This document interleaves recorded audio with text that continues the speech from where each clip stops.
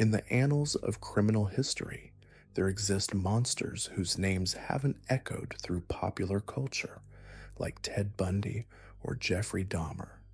Yet their capacity for evil rivals the most notorious killers of our time. These are the predators who operated in shadows, exploiting society's blind spots, preying on the vulnerable, and leaving trails of devastation that communities are still recovering from today. Their stories reveal a chilling truth about how evil can flourish when we look away, when systems fail, and when certain lives are deemed less worthy of protection. Anthony Sowell seemed like just another quiet neighbor in the Imperial Avenue area of Cleveland, Ohio. The modest two-story house where he lived blended seamlessly into the working-class neighborhood, nothing about it suggesting the unimaginable horrors concealed within its walls. But for years, residents complained about a terrible, overwhelming stench that seemed to emanate from somewhere nearby. The smell was so strong, so persistent, that it made people gag when they walked past certain areas.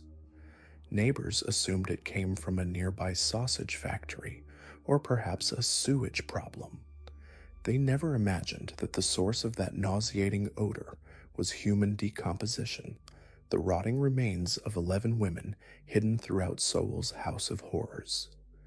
The truth about Anthony Sowell came to light in the most dramatic way possible. In October 2009, a woman managed to escape from his house after being sexually assaulted, and her report to police finally brought investigators to his door. What they discovered inside defied comprehension.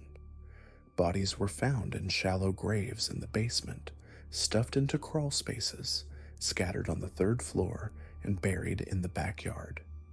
One skull was found wrapped in a paper bag, placed inside a bucket like discarded trash. The victims ranged in age from 25 to 53, predominantly African American women who struggled with addiction, making their disappearances less likely to prompt immediate, intensive police investigations. This tragic oversight allowed Sowell to operate with virtual impunity for years. Born in 1959, he had already served 15 years in prison for kidnapping, rape, and attempted rape before beginning his killing spree. As Marine and registered sex offender, he should have been flagged as an extreme risk to the community, yet he managed to lure victim after victim to his property with offers of drugs and alcohol. Once inside, he would rape and strangle them, then hide their bodies throughout his residence, continuing to live among the decomposing remains as if nothing had happened. The methodology behind Sowell's crimes revealed a calculating predator who understood exactly how to exploit societal vulnerabilities. He specifically targeted women whose disappearances might not generate immediate alarm, women whose struggles with addiction made them easy to dismiss. When family members reported these women missing, their concerns were often minimized or inadequately investigated. This systemic failure created the perfect environment for a predator like Sowell to thrive, accumulating victims while maintaining the facade of a harmless neighborhood resident. The psychological profile that emerges from Sowell's case is particularly disturbing. He didn't simply kill and dispose of bodies. He chose to live among them, surrounded by the evidence of his crimes. This suggests a level of psychological detachment that goes beyond typical criminal behavior into the realm of profound mental pathology. The fact that he could maintain normal interactions with neighbors while literally living in a house full of corpses demonstrates a compartmentalization of reality that is genuinely terrifying. When the full scope of Sowell's crimes became public, the community was devastated not just by the murders themselves, but by the realization that the system had failed these women so completely. The investigation revealed that multiple missing persons reports had been filed over the years, but the cases hadn't received the attention they deserved. This highlighted broader issues about how society values certain lives over others, and how biases can create blind spots that predators exploit. The trial of Anthony Sowell in 2011 became a moment of reckoning for Cleveland and the broader criminal justice system. Initially pleading not guilty by reason of insanity, Sowell later changed his plea to simply not guilty, forcing prosecutors to present the full horrifying scope of his crimes to the jury.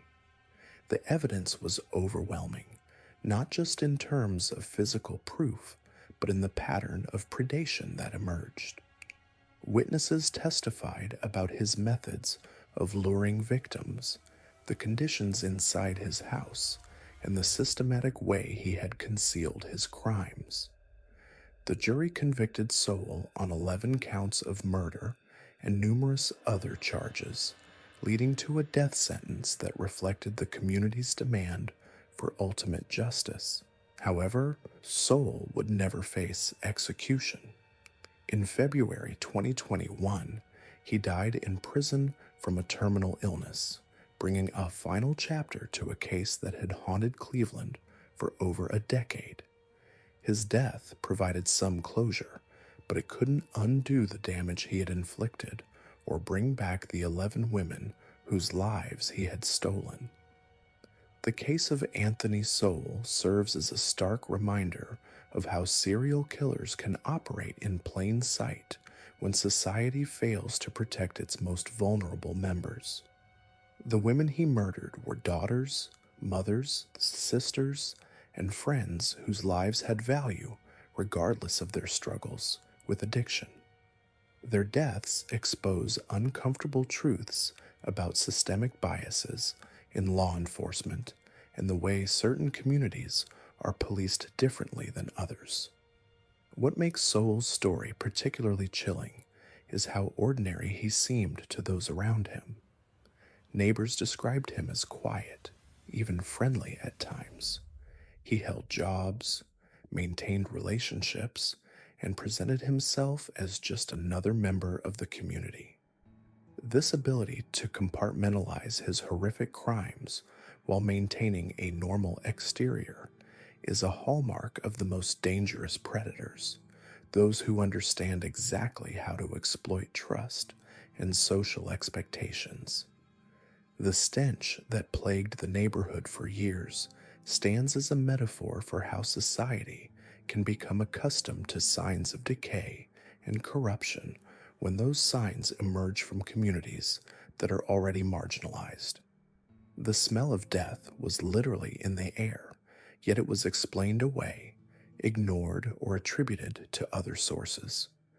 This collective denial enabled Sowell to continue killing, adding victim after victim to his grotesque collection.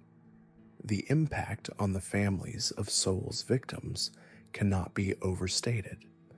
Many had been searching for their loved ones for years, filing missing persons reports and pleading with police to take their cases seriously. The discovery of the bodies brought the terrible certainty of death, but also validation that their concerns had been legitimate all along. The pain of loss was compounded by the knowledge that these deaths might have been prevented if the system had responded more effectively to early warning signs. The investigation into Sowell's crimes also revealed the complex web of factors that allow serial killers to operate undetected. His choice of victims, his methods of disposal, his ability to maintain a normal facade, and the systemic failures that enabled his crimes all combined to create a perfect storm of predation. Understanding these factors is crucial for preventing similar tragedies in the future. Ronald Gray represents a particularly disturbing category of serial killer, one who used his position of trust and authority to facilitate his crimes. As a United States Army soldier stationed at Fort Bragg, North Carolina, Gray had access to weapons, training, and a community that inherently trusted him as a protector. Instead, he became a predator who terrorized both civilian women and female soldiers, shattering the sense of security that military communities depend upon. Born in Cochran, Georgia, in 1965, Gray seemed to embody the promise of military service as a path to stability and honor.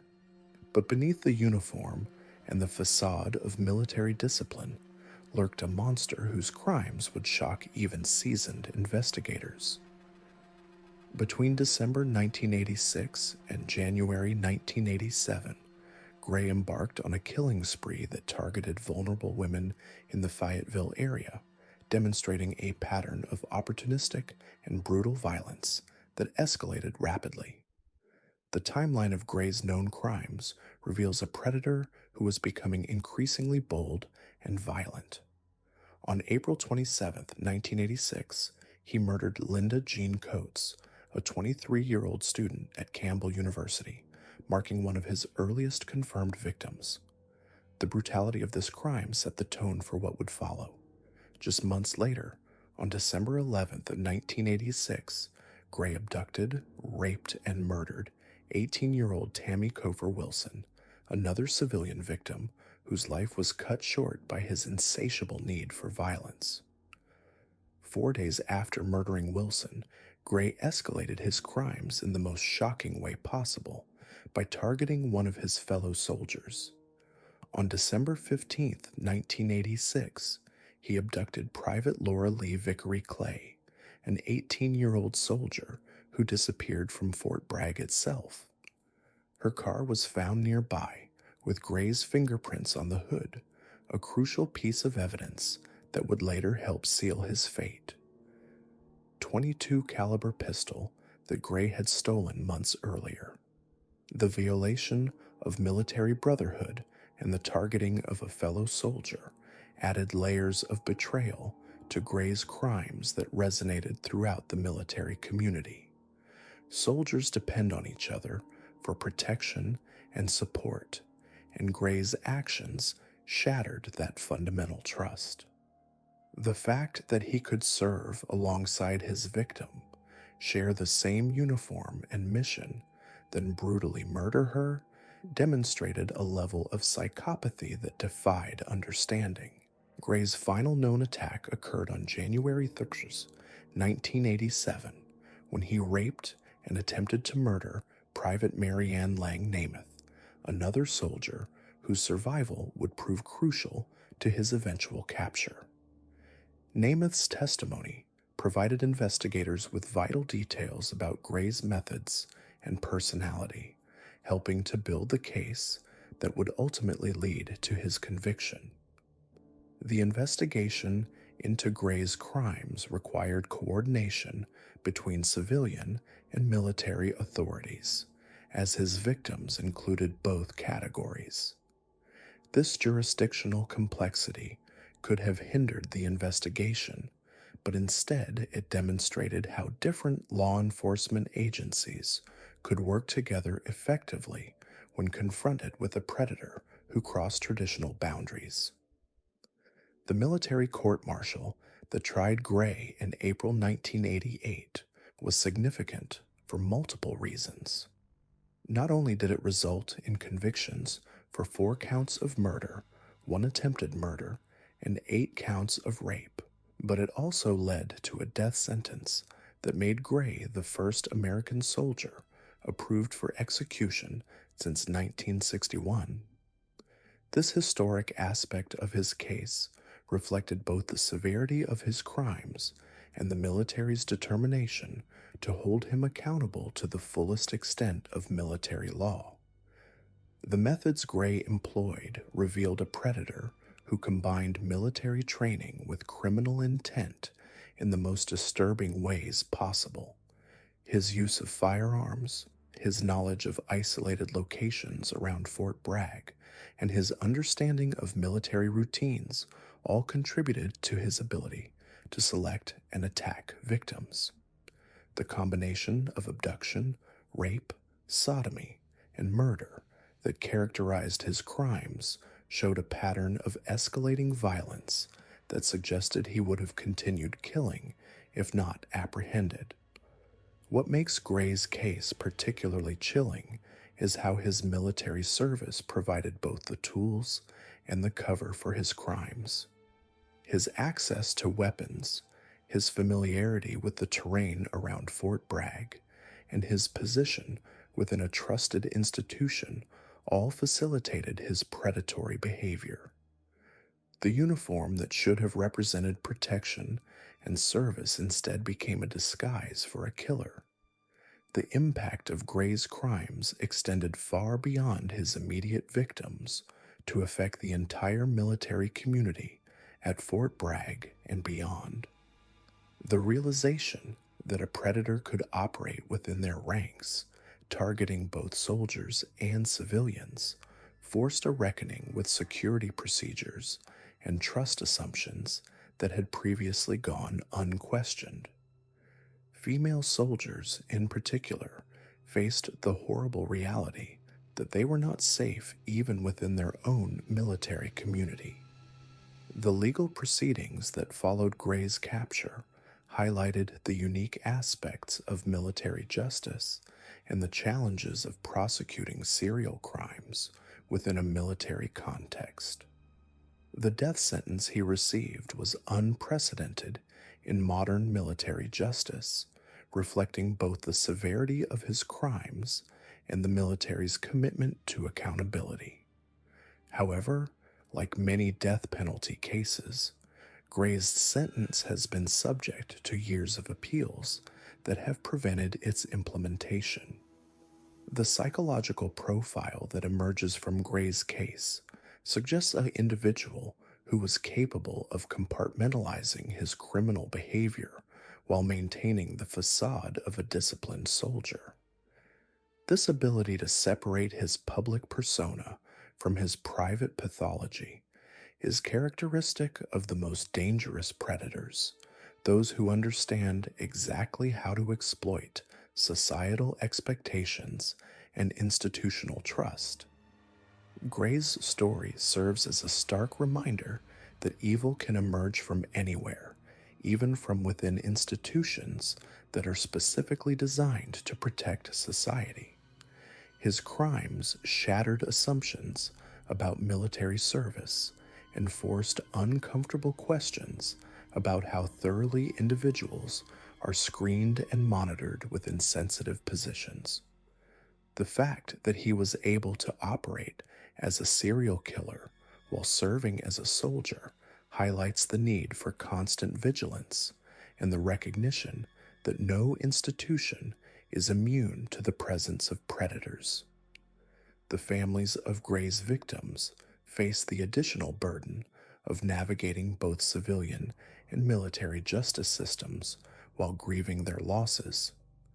The complexity of his case, spanning multiple jurisdictions and involving both civilian and military victims, created challenges that extended the legal process and prolonged the suffering of those seeking justice. Today, Ronald Gray remains on military death row, his case serving as a reminder of one of the darkest chapters in modern military history. Danny Rolling became a monster through a childhood steeped in violence and terror. His father, James Rolling, was a Shreveport police officer who ruled his household with brutal discipline. The man who was supposed to protect and serve the community came home each night and unleashed his ray on his family. Danny and his brother Kevin lived in constant fear, never knowing when their father's temper would explode into violence. James would beat them with belts, fists, and whatever else was within reach. He forced them to perform military-style exercises as punishment, screaming at them like a drill sergeant. The psychological torment was just as devastating as the physical abuse. Danny's mother, Claudia, was too terrified to intervene, creating a household where violence was normalized and escape seemed impossible. School offered no refuge for Danny Rolling. He struggled academically and socially, his home life making it impossible to form healthy relationships or focus on learning. Other children sensed something was wrong with him, the way he would sometimes stare off into space or flinch at sudden movements. Teachers noticed his withdrawn behavior, but in the 1960s, there was little understanding of childhood trauma or its long-term effects. Danny began to retreat further into his own mind, building elaborate fantasy worlds where he had power and control. These fantasies became increasingly violent as he aged, featuring scenarios where he dominated and hurt others the way his father dominated and hurt him. As a teenager, Danny's behavior became more erratic and concerning. He started peeping into windows, watching women undress from hidden vantage points. The thrill of voyeurism fed something dark inside him, a need to violate boundaries and exert control over unsuspecting victims. He began breaking into homes, not to steal valuable items, but to rifle through women's personal belongings, particularly their underwear. These early crimes were practice runs, building his confidence and refining his methods. The rush he felt during these violations was intoxicating, and each successful break-in made him bolder. In 1979, Danny's violent tendencies finally erupted into murder. He attempted to rape a woman in her home, and when she fought back, he stabbed her repeatedly. The attack was frenzied and brutal, revealing the depth of rage that had been building inside him for years. But instead of being caught immediately, Danny managed to escape and lay low. This first taste of ultimate power, the ability to take a life, awakened something even more sinister within him. He realized that murder gave him a sense of control and dominance that nothing else could match. The years between his first attack and the Gainesville murders were marked by escalating violence and instability. Danny drifted from job to job, unable to maintain steady employment or relationships. He served time in various prisons for armed robbery and other crimes, but incarceration only seemed to feed his resentment and violent fantasies. Behind bars, he had endless hours to plan and refine his methods, to imagine the perfect crimes he would commit once released. He studied other inmates, learning techniques for breaking and entering, for subduing victims, for avoiding detection. Prison became his twisted graduate school in violence. When Danny finally arrived in Gainesville in August 1990, he was a fully formed predator with years of pent-up rage ready to explode. The college town, filled with young, vulnerable students living on their own for the first time, must have seemed like a hunting ground designed specifically for him.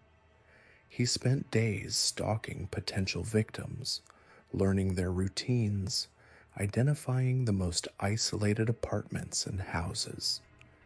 He watched from the shadows as students walked home alone at night, as they left their windows unlocked, as they lived with the carefree attitude of young people who had never encountered true evil. The first murders occurred on August 24th, 1990. 18-year-old Sonia Larson and 17-year-old Christina Powell were roommates sharing an apartment near the University of Florida campus. They were typical college freshmen, excited about starting their adult lives, making new friends, and experiencing independence for the first time. Danny had been watching their apartment, noting their schedules and the layout of their home. In the early morning hours, he used a screwdriver to pry open their sliding glass door, moving through their apartment like a ghost. What happened next was beyond comprehension. Danny didn't just kill these young women, he terrorized them first. He bound them with duct tape, ensuring they were completely helpless before beginning his assault. The sexual violence was prolonged and sadistic, designed to maximize their fear and his sense of power. When he finally murdered them, it was not quick or merciful. He stabbed them repeatedly, watching the life drain from their eyes. But even death didn't end his violation of these victims. He posed their bodies in degrading positions, arranging them like dolls in some sick tableau. This staging wasn't random. It was a signature, a way for Danny to extend his control over his victims even after death. The discovery of Sonia and Christina's bodies sent shockwaves through Gainesville. The brutality of the scene was unlike anything local law enforcement had ever encountered. The medical examiner had to steel himself just to process what he was seeing. These weren't just murders, they were acts of pure evil designed to inflict maximum trauma on both the victims and anyone who found them. The positioning of the bodies, the evidence of prolonged torture, the sexual violence, all pointed to a killer who took pleasure in suffering. But Danny Rolling wasn't finished. The thrill of those first murders had awakened an insatiable hunger for violence and control.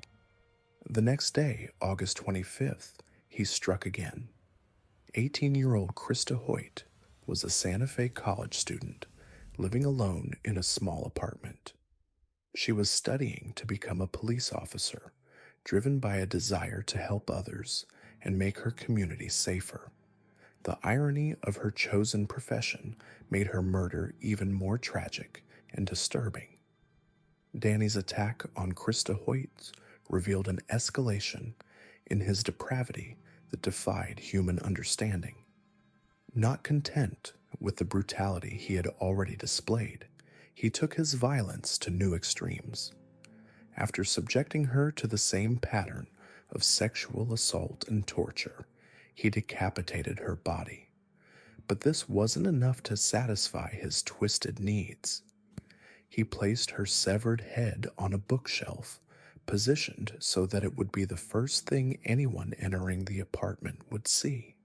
This wasn't just murder, it was psychological warfare, designed to traumatize anyone who discovered the scene and to send a message of absolute dominance and control.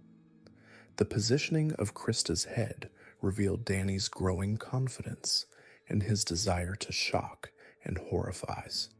He was no longer content to simply kill. He wanted to create scenes that would haunt investigators and the community forever. This staging also served another purpose. It fed his ego and sense of superiority. He was showing the world that he was smarter, more dangerous, and more depraved than anyone could imagine. Each escalation was a challenge to authorities, a taunt that said they couldn't stop him or understand the depths of his evil. 2 days later, on August 27th, Danny claimed his final Gainesville victims. 23-year-old Tracy Pauls and 23-year-old Manuel Taboada were students at the University of Florida. Unlike his previous victims, Danny now had to deal with a male presence in the apartment.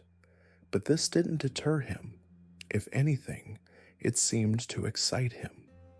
The challenge of overpowering two people, including a young man who might fight back, added a new dimension to his twisted game. Manuel Taboada was a pre-law student, intelligent and athletic, someone who should have been able to defend himself and his roommate. But Danny's years of planning and his element of surprise gave him the advantage he needed. He likely incapacitated Manuel first, ensuring that Tracy would be completely helpless and terrified. The knowledge that her friend and protector had been murdered must have filled Tracy with unimaginable horror as she realized what was about to happen to her. The murder of Tracy and Manuel completed Danny's Gainesville spree, but it also marked the beginning of his downfall. The sheer number of victims and the escalating brutality had focused intense scrutiny on the case. Federal investigators were brought in, psychological profiles were developed, and a massive manhunt was underway. The entire college town lived in terror, with students fleeing back to their hometowns and those who remained barricading themselves behind locked doors and drawn curtains. The impact on the Gainesville community cannot be overstated. This was a place where students routinely left their doors unlocked, where the biggest concerns were exams and social events, where parents sent their children with confidence that they would be safe. Danny Rowling shattered that innocence forever. The University of Florida saw enrollment drop as parents refused to send their children to what they now perceived as a hunting ground for monsters. Local businesses suffered as the streets emptied after dark. The psychological scars ran deep, creating a generation of students who would never feel completely safe again. But Danny's reign of terror wasn't limited to Gainesville. As investigators dug deeper into his background, they uncovered evidence linking him to other murders, including a triple homicide in his hometown of Shreveport, Louisiana. On November 4th, 1989, Danny had murdered his father's co-worker, William Grissom, along with Grissom's daughter Julie and his grandson Sean. The brutality of these murders matched the Gainesville pattern, revealing that Danny's spree had been building for much longer than anyone initially realized. The Shreveport murders provided crucial insight into Danny's psychological evolution. These weren't random victims. William Grissom worked with Danny's father, the source of so much of Danny's childhood trauma. In killing Grissom and his family, Danny was symbolically murdering his father and destroying the idolized family unit he had never been allowed to experience. The inclusion of a young child among the victims showed that Danny's capacity for evil knew no bounds, that innocence and vulnerability only made his targets more appealing to him.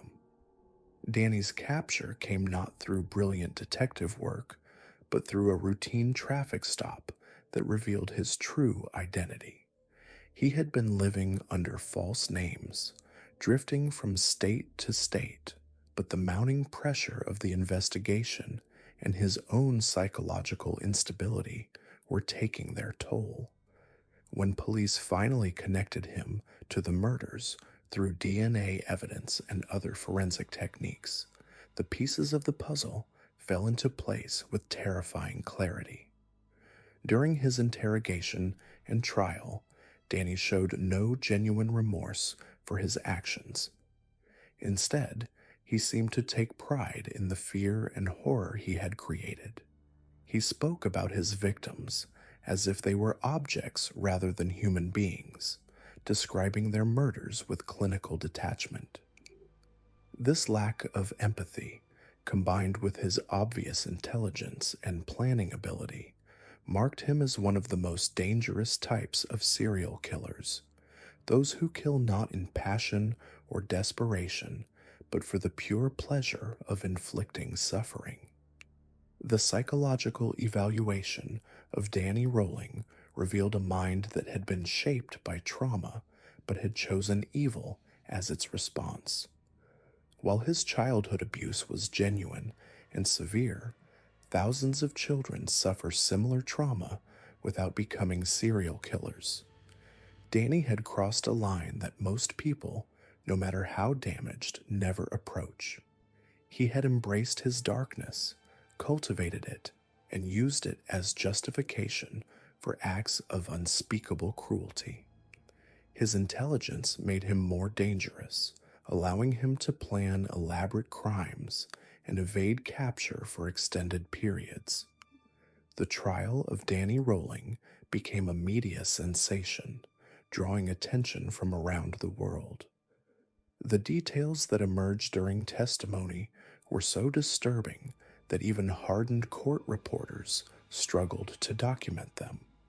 Families of the victims had to endure hearing the specifics of their loved ones' final moments, torture that extended their suffering long after the murders themselves. The defense attempted to use Danny's childhood trauma as a mitigating factor, but the jury saw through this strategy. They recognized that while trauma might explain the creation of a monster, it could never excuse the choice to become one. The evidence presented during the trial painted a picture of meticulous planning and calculated cruelty. Danny had prepared extensively for each attack, bringing specific tools and materials to maximize his control over the situation. He had studied his victims' routines, identified the most vulnerable entry points to their homes, and timed his attacks for maximum impact. This wasn't the work of someone who had snapped in a moment of rage. This was the methodical execution of a plan designed to cause maximum suffering. The impact of Danny Rolling's crimes extended far beyond his immediate victims and their families. The Gainesville murders influenced popular culture, inspiring movies, books, and television shows that attempted to capture the horror of those 5 days in August 1990. While these fictional portrayals often sensationalized the crimes, they also served to keep the memory of the victims alive and to remind society of the evil that can lurk in seemingly ordinary places. The investigation into Danny's crimes also advanced forensic science and criminal profiling techniques. The complexity of the case and the need to link murders across different states pushed investigators to develop new methods of evidence analysis and information sharing. The psychological profile developed during the manhunt proved remarkably accurate, validating the emerging science of behavioral analysis and paving the way for more sophisticated approaches to tracking serial killers. Danny Rolling was ultimately convicted of 5 counts of first-degree murder and sentenced to death. He spent years on death row, occasionally granting the interviews where he continued to display his narcissistic personality and lack of genuine remorse. He seemed to enjoy the attention his crimes had brought him, the way his name had become synonymous with pure evil. Even facing execution, he showed no real understanding of the pain he had caused or the lives he had destroyed. The execution of Danny Rolling in 2006 brought a measure of closure to the families of his victims and the Gainesville community, but it could never truly heal the wounds he had inflicted. The scars he left ran too deep, the trauma too profound. Parents who had lost children, students who had lived through the terror, investigators who had seen the crime scenes, all carried pieces of his evil with them long after his death. The knowledge that such monsters exist, that they can strike without warning in places we consider safe, is a burden that never fully lifts. The legacy of Danny Rolling serves as a stark reminder of the capacity for evil that exists within some human beings. His crimes weren't the result of sudden madness or uncontrollable impulses. They were the deliberate choices of someone who had decided that his desire for power and control justified any level of suffering he might inflict on others. Understanding this distinction is crucial for recognizing and preventing similar crimes in the future. We must acknowledge that while trauma and mental illness can contribute to violent behavior, they do not excuse it or make it inevitable. Joel Rifkin emerged from the shadows of New York City as one of America's most prolific yet lesser-known serial killers, operating between 1989 and 1993 with a methodical brutality that would ultimately claim the lives of 17 women. His unassuming appearance as a landscaper from East Meadow, Long Island, provided the perfect cover for his horrific double life, allowing him to blend seamlessly into suburban normalcy while harboring the darkest of impulses. What makes Rifkin's case particularly chilling is how his ordinary facade masked an extraordinary capacity for evil, demonstrating once again how monsters can hide in plain sight, living among us while plotting their next move. Born on January 20th, 1959, Joel David Rifkin was adopted as an infant by Bernard and Jean Rifkin, a middle-class Jewish couple who provided him with a stable home environment. Despite their efforts, Joel struggled from an early age with social isolation and academic difficulties that would later manifest in far more sinister ways. His childhood was marked by relentless bullying at school, where classmates tormented him for his awkwardness and perceived differences, creating a festering resentment that would eventually explode into violence.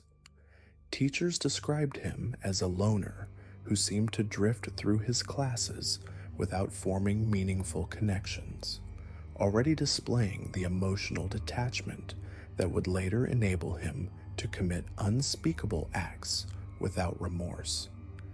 The psychological foundation for Rifkin's future crimes was laid during his formative years through a toxic combination of rejection, humiliation, and growing sexual dysfunction. His first sexual encounter at age 16 was with a prostitute, an experience that would establish a pattern of viewing women as objects to be purchased and discarded rather than human beings deserving of respect and dignity. This transactional view of sexuality, combined with his inability to form normal romantic relationships, created a dangerous mindset where women became targets for his escalating violent fantasies rather than potential partners in meaningful connections. Rifkin's academic struggles continued into college, where he attended several institutions without completing a degree, further reinforcing his sense of failure and inadequacy. His inability to succeed in traditional settings drove him toward increasingly isolated behavior, spending countless hours consuming violent pornography and developing elaborate sexual fantasies that gradually incorporated elements of domination and death. The progression from fantasy to reality began slowly, with Rifkin initially content to frequent prostitutes while nurturing his violent thoughts. But the boundary between imagination and action would eventually crumble under the weight of his psychological deterioration. The transformation from troubled young man to serial killer began in earnest during the late 1980s when Rifkin started his landscaping business, which provided him with both the mobility and the tools necessary to commit and conceal his crimes. His work truck became a mobile torture chamber, equipped with plastic sheeting, rope, and various implements that he would use to restrain and kill his victims.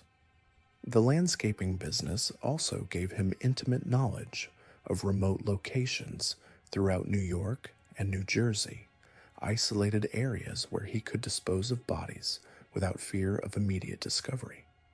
Rifkin's first confirmed murder occurred on February 20th, 1989, when he killed Heidi Balk, a 25-year-old sex worker he had lured to his East Meadow home with promises of payment for sexual services.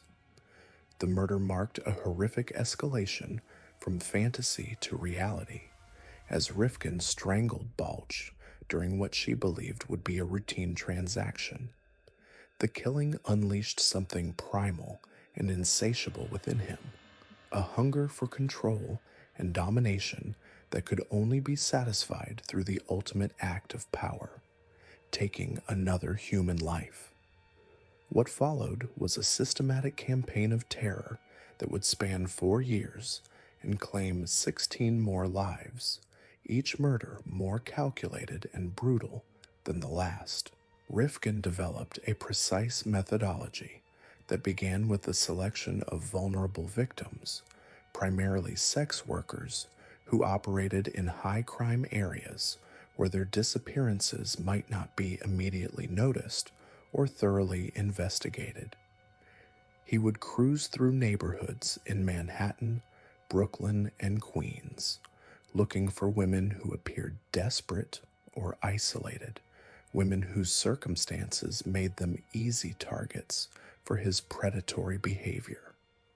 The actual murders followed a chillingly consistent pattern that revealed Rifkin's complete dehumanization of his victims.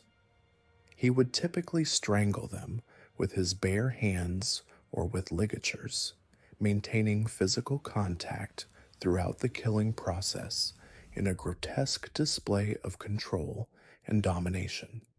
The intimate nature of strangulation, requiring the killer to maintain close proximity to the victim during their final moments, satisfied Rifkin's need for absolute power over another human being. He later described experiencing a sense of sexual satisfaction during these murders, revealing the deeply disturbed psychological connections he had formed between violence and arousal. Perhaps even more disturbing than the murders themselves was Rifkin's systematic approach to body disposal, which demonstrated a level of premeditation and callousness that defied comprehension. After killing his victims, he would transport their bodies to various locations throughout his home or to remote areas where he could work undisturbed. Using tools from his landscaping business, including saws, knives, and other implements, he would methodically dismember the corpses, separating heads, limbs, and torsos with the same mechanical precision he might use to prune a tree or trim hedges. The geographic distribution of body parts became Rifkin's signature as he scattered remains across multiple states and jurisdictions in a calculated effort to prevent identification and hinder police investigations. He would drive for hours, sometimes crossing state lines, to dispose of different parts of the same victim in widely separated locations.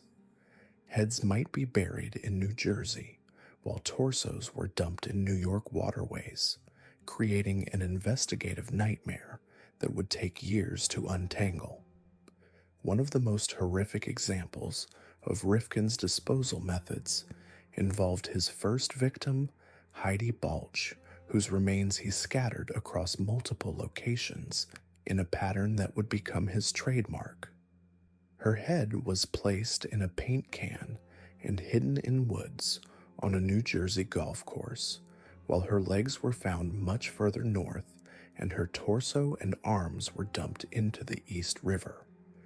This systematic dismemberment and distribution of body parts demonstrated not only Rifkin's practical desire to avoid detection, but also his profound psychological need to completely destroy and dehumanize his victims even after death. The waterways around New York City became particularly significant in Rifkin's disposal strategy, as he regularly used rivers, creeks, and harbors to dispose of body parts.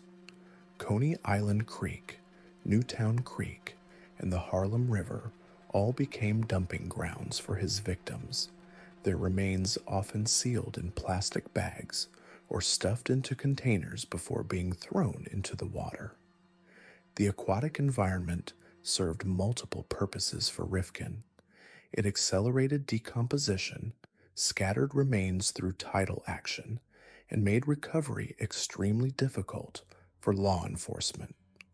Rifkin's ability to maintain his double life for 4 years speaks to both his cunning and the systemic failures that allowed him to operate with impunity. His landscaping business provided the perfect cover story for his frequent absences, unusual hours, and possessions of various tools and equipment that might otherwise seem suspicious. Neighbors and clients saw him as a quiet, hard-working man who kept to himself, never suspecting that their mild-mannered landscaper was one of New York's most prolific serial killers.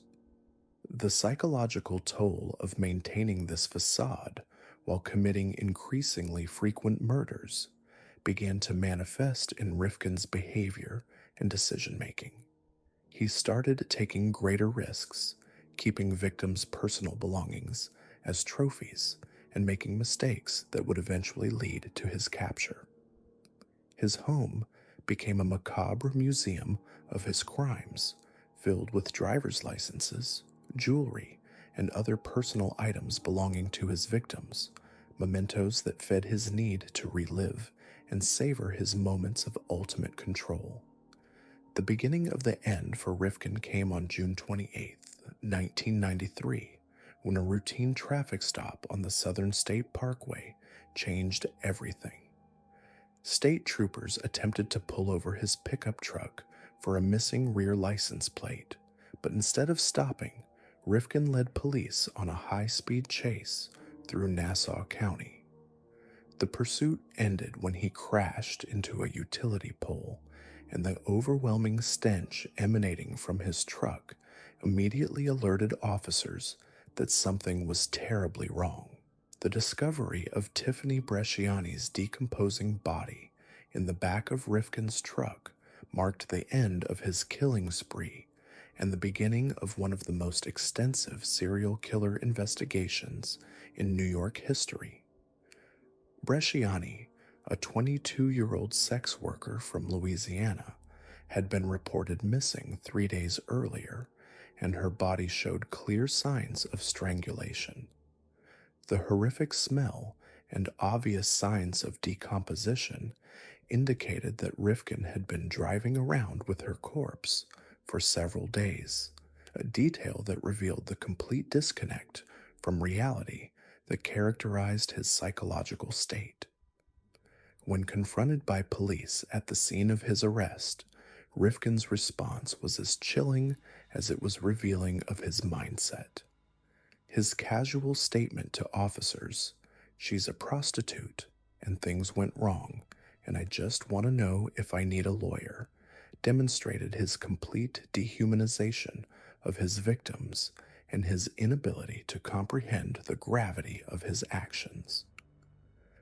The matter-of-fact tone with which he discussed Bresciani's death revealed a man who had become so detached from normal human emotion that murder had become routine, almost mundane.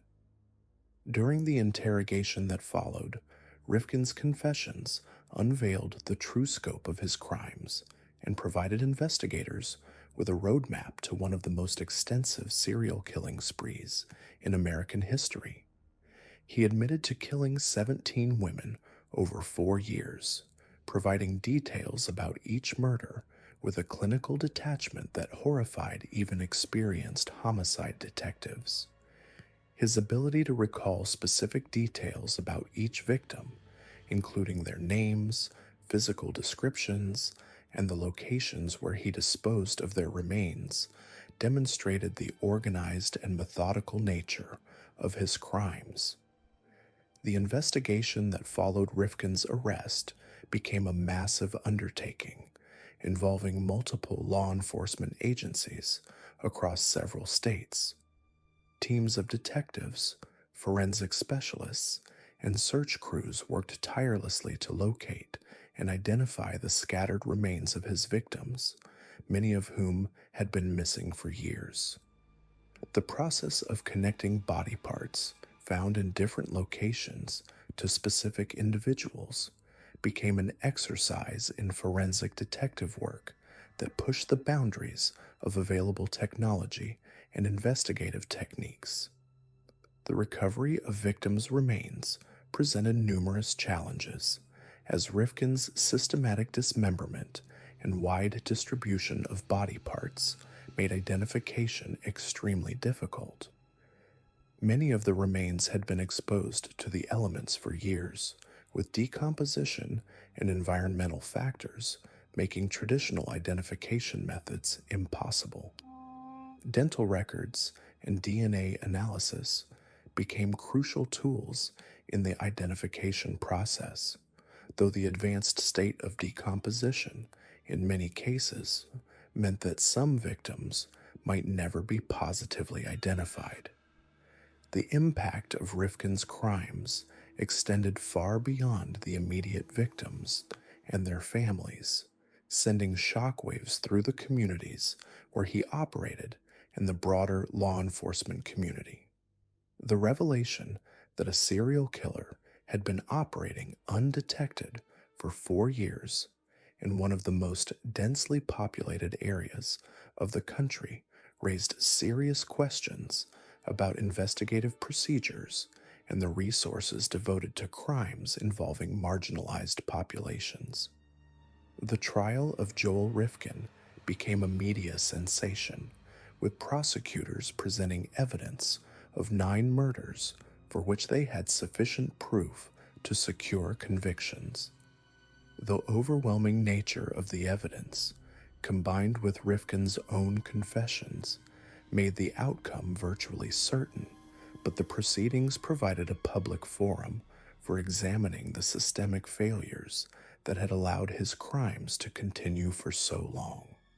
The testimony revealed disturbing patterns of missed opportunities and inadequate follow-up on missing persons reports, particularly involving sex workers whose disappearances were often not treated with the same urgency as those of other victims. Rifkin's sentencing hearing provided a rare glimpse into the mind of a serial killer as he attempted to explain his actions and express what he claimed was remorse for his crimes. His statements revealed a man who understood intellectually that his actions were wrong, but seemed incapable of genuine emotional connection to the suffering he had caused. The disconnect between his words and his apparent lack of genuine remorse reinforced the impression of a profoundly disturbed individual whose capacity for empathy had been completely destroyed. The judge's decision to sentence Rifkin to 203 years to life in prison without the possibility of parole reflected both the severity of his crimes and society's determination to ensure that he would never again have the opportunity to harm another human being. The sentence effectively guaranteed that Rifkin would spend the remainder of his life behind bars, a fitting punishment for a man who had stolen so many lives and caused immeasurable suffering to countless families and communities. The psychological profile that emerged from Rifkin's case provided valuable insights into the mind of a serial killer and the factors that can transform a troubled individual into a monster. His progression from social outcast to mass murderer illustrated the dangerous potential of unchecked psychological deterioration combined with access to vulnerable victims. The case highlighted the importance of early intervention and mental health support for individuals displaying warning signs of violent behavior. The lasting impact of Rifkin's crimes continues to be felt today, both in the ongoing efforts to identify his remaining victims and in the changes to investigative procedures that his case helped inspire. Law enforcement agencies have implemented new protocols for handling missing persons cases, particularly those involving sex workers and other marginalized populations whose disappearances were historically given less attention. The case also contributed to advances in forensic science and DNA analysis techniques that have proven invaluable in solving cold cases and identifying unknown victims. The families of Rifkin's victims have struggled with the long-term consequences of his crimes, dealing not only with the loss of their loved ones, but also with the horrific circumstances of their deaths. Many have become advocates for missing persons and have worked to ensure that the victims are remembered as human beings, rather than simply statistics in a serial killer's tally. Their efforts have helped to humanize the victims and remind the public that behind every crime statistic is a real person whose life was cut short by senseless violence. Joel Rifkin's case serves as a stark reminder of the evil that can lurk beneath the surface of seemingly ordinary individuals and the importance of remaining vigilant in protecting society's most vulnerable members. His ability to maintain a normal facade while committing horrific crimes demonstrates the sophisticated nature of modern serial killers and the challenges faced by law enforcement in identifying and apprehending such individuals before they can claim more victims. The methodical nature of Rifkin's crimes, from victim selection to body disposal, reveals a level of planning and organization that distinguishes him from disorganized killers who act on impulse. His systematic approach to murder and concealment demonstrates the calculating intelligence that can make serial killers so difficult to catch and so dangerous to society. The case underscores the importance of understanding the various typologies of serial killers and the different investigative approaches required to apprehend them. The geographic scope of Rifkin's crimes, spanning multiple states and jurisdictions, also highlighted the challenges of investigating serial crimes that cross jurisdictional boundaries. His case contributed to improvements in interagency cooperation and information sharing that have proven crucial in subsequent serial killer investigations. The development of databases and communication systems that allow law enforcement agencies to quickly share information about similar crimes has helped to identify patterns and apprehend serial killers more quickly. Today, Joel Rifkin remains imprisoned in the Clinton Correctional Facility in New York, where he will spend the remainder of his life paying for his crimes.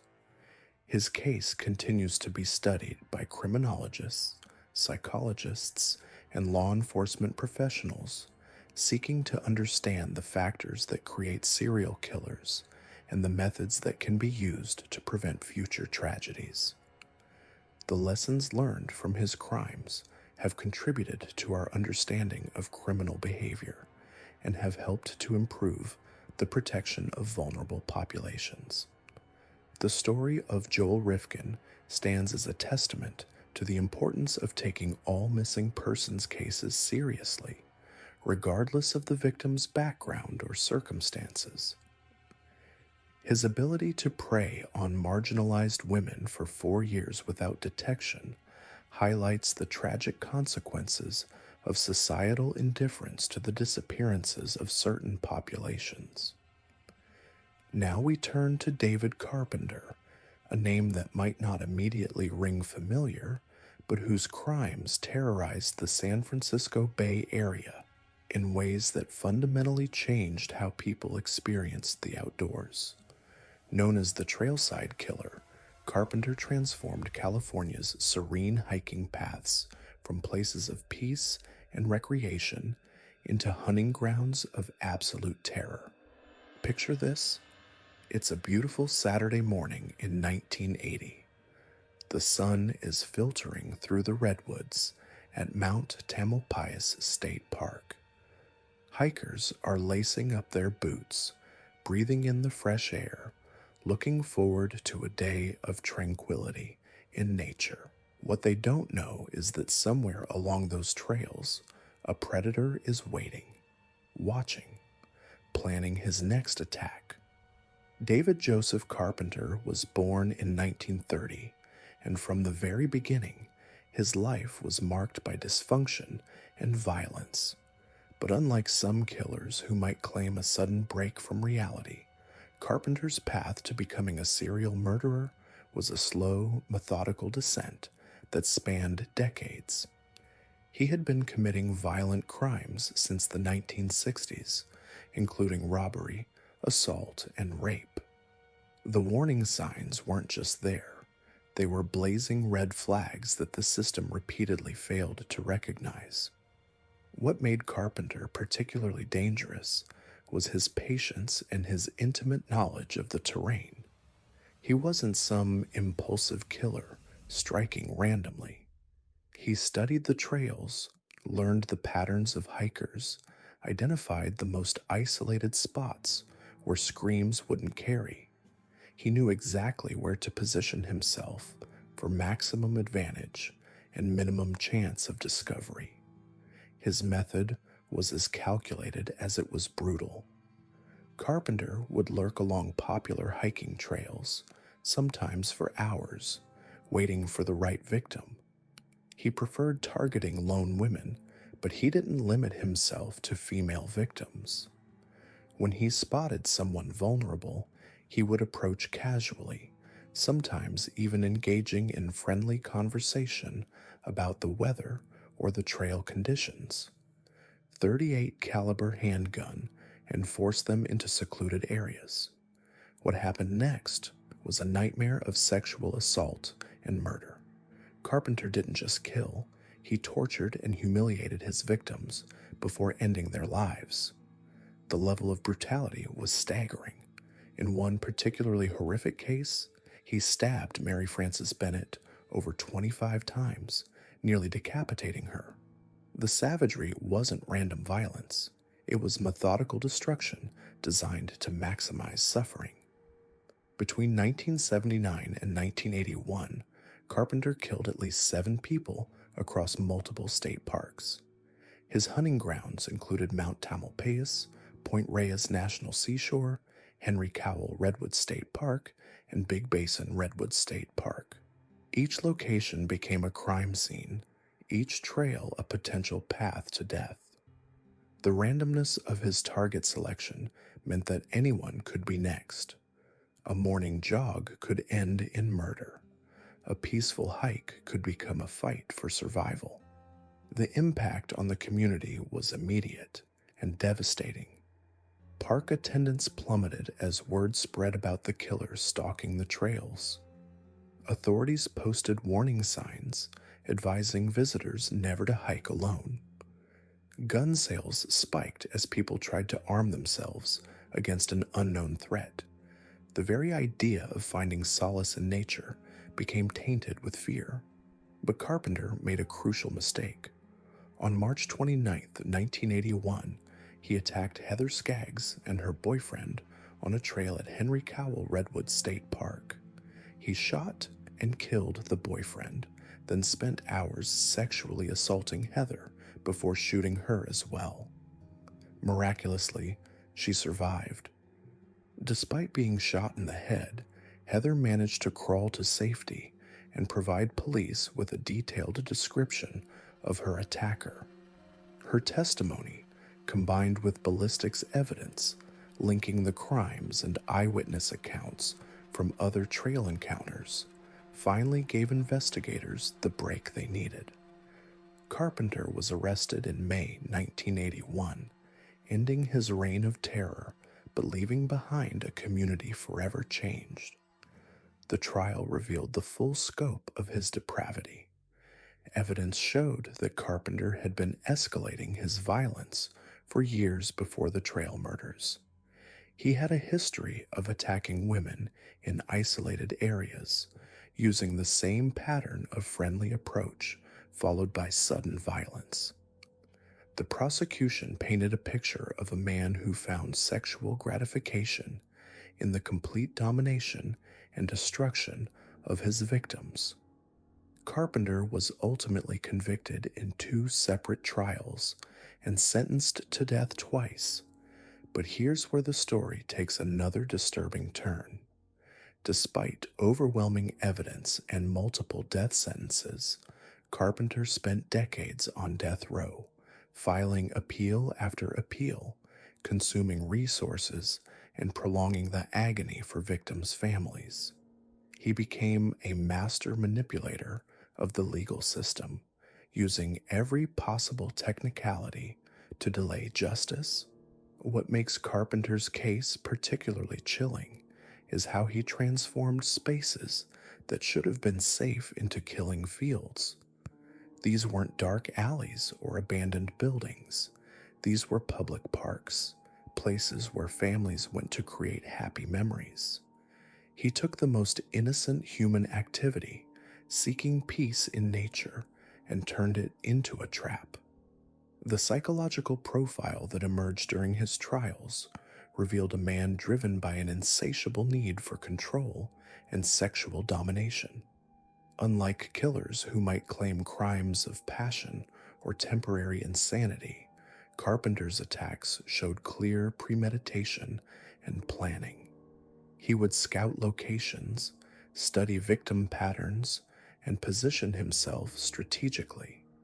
This wasn't madness, it was calculated evil. But perhaps the most disturbing aspect of Carpenter's story is how long he was able to operate. His first known violent crime was in the 1960s. For nearly 2 decades, he was committing increasingly serious offenses, yet the system kept releasing him back into society. Parole boards, judges, and corrections officials all had opportunities to recognize the escalating danger he represented. Instead, they saw a man who could present himself as reformed, who knew how to manipulate the system. The failures weren't just individual, they were systemic. There was no effective communication between jurisdictions, no comprehensive tracking of violent offenders across county lines. Carpenter could commit a crime in one area, serve his time, and move to another location where his history might not be fully known or appreciated. This allowed him to continue his pattern of violence virtually unchecked. The trailside killer case also highlighted the vulnerability of recreational outdoor spaces. Unlike urban areas with regular police patrols or private properties with security systems, hiking trails are inherently isolated and difficult to monitor. They attract people seeking solitude and peace, making them perfect hunting grounds for predators. Carpenter understood this vulnerability and exploited it ruthlessly. The lasting impact on California's outdoor recreation culture cannot be overstated. Even today, decades after Carpenter's capture, many people are reluctant to hike alone. The warnings about trail safety that became common after his crimes remain standard practice. He fundamentally altered how an entire generation approaches outdoor recreation, replacing trust and openness with wariness and fear. What's particularly tragic is how Carpenter's crimes affected not just his direct victims, but entire communities of outdoor enthusiasts. Hiking clubs disbanded, solo adventurers gave up their favorite trails. Parents stopped allowing their children to explore nature independently. The ripple effects of his violence extended far beyond the immediate crime scenes. The investigation that eventually led to Carpenter's capture demonstrated both the challenges and the importance of interagency cooperation. His crimes spanned multiple jurisdictions, requiring coordination between various park services, county sheriff's departments, and state investigators. The breakthrough came when investigators were finally able to connect ballistics evidence across different cases and combine it with eyewitness testimony. Even after his conviction, questions remained about Carpenter's full victim count. His pattern of behavior suggested he might have been responsible for additional unsolved cases, but without concrete evidence, these connections could never be proven. This uncertainty adds another layer of horror to his story, the possibility that there were other victims whose cases were never solved, whose families never received justice. David Carpenter died on death row in 2016, having spent over 3 decades appealing his convictions. His death brought a form of closure, but it couldn't undo the decades of fear he had instilled or restore the sense of innocence that his crimes had shattered. The trailside killer had finally reached the end of his own trail, but the path of destruction he left behind remains visible to this day.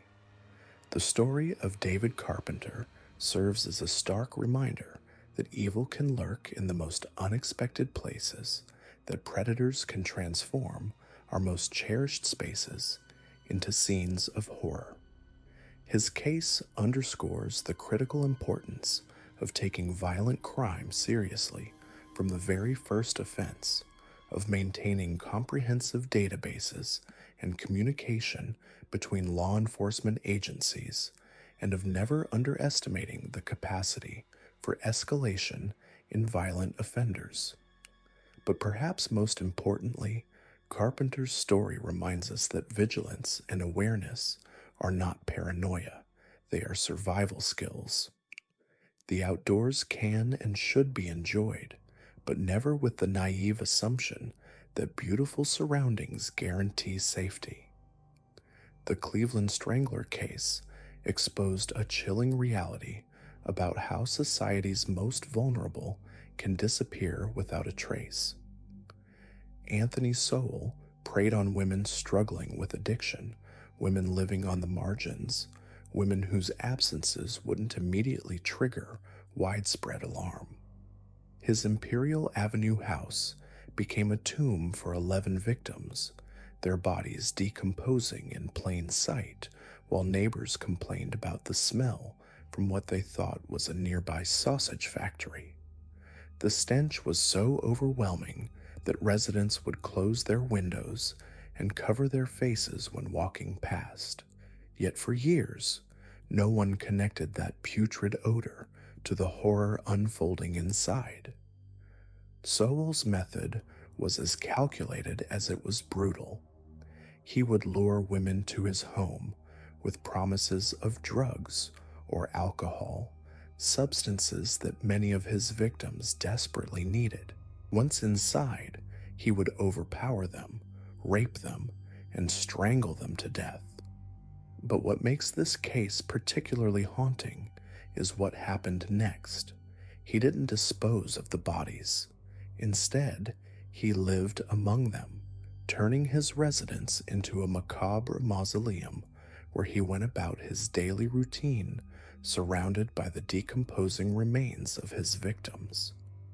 The bodies were found everywhere throughout the house. Some were buried in shallow graves in the basement, others were stuffed into crawl spaces, and several were discovered on the 3rd floor. One skull was found wrapped in a paper bag and placed inside a bucket, as if it were nothing more than household waste. The level of decomposition was so severe that identifying the victims required extensive DNA analysis and dental records, a process that underscored how long some of these women had been missing without anyone mounting a serious search.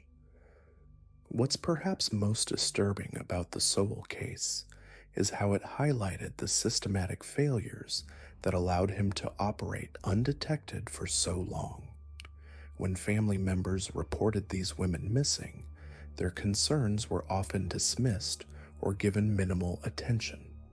The victims were labeled as drug addicts, prostitutes, or transients, as if their lifestyle choices somehow made their disappearances less urgent or their lives less valuable. This societal blind spot created the perfect hunting ground for a predator like Sowell, who understood that he could target these women with minimal risk of immediate detection. The discovery of the bodies came only after one woman managed to escape and report her assault. When police arrived at the Imperial Avenue house to investigate, they were unprepared for the nightmare they would uncover. The scene was so horrific that seasoned investigators struggled to process what they were seeing. Here was a serial killer who had been operating in plain sight, literally living with his victims' remains, while an entire community unknowingly endured the stench of death for years. Ronald Gray's case presents a different but equally chilling example of how evil can hide behind respectability. Gray was a United States Army soldier stationed at Fort Bragg, North Carolina, a position that should have represented honor, discipline, and service to country. Instead, he used his military status as a cover for a reign of terror that targeted both civilian women and female soldiers. Between 1986 and 1987, Gray's crimes shattered the sense of security that military communities typically enjoy, proving that even the most structured and disciplined environments aren't immune to the presence of pure evil. Gray's methodology revealed a predator who understood how to exploit trust and opportunity. His first known victim was Linda Jean Coates, a 23-year-old Campbell University student whom he murdered in April 1986. But it was his later crimes that truly showcased his escalating violence and complete disregard for human life. On December 11, 1986, he abducted 18-year-old Tammy Cofer Wilson, subjecting her to rape before murdering her. Just 4 days later, he targeted one of his own, Private Laura Lee Vickery Clay, an 18-year-old soldier who disappeared from Fort Bragg. The murder of Private Vickery Clay was particularly brutal. .22 caliber pistol he had stolen months earlier. Her body was discovered in the woods near Fort Bragg, bearing signs of extensive blunt force trauma in addition to the gunshot wounds. The fact that Gray's fingerprints were found on the hood of her abandoned car provided crucial evidence that would eventually lead to his conviction, but not before he struck again. On January 3rd, 1987, Gray raped and attempted to murder Private Marianne Lang Namath, demonstrating that his violence was not subsiding but continuing to escalate. The attack on a fellow soldier within the military community sent shockwaves through Fort Bragg and the surrounding area. Here was someone who had taken an oath to protect and serve, who was trusted with weapons and authority, using that position to prey upon the very people he was supposed to defend alongside.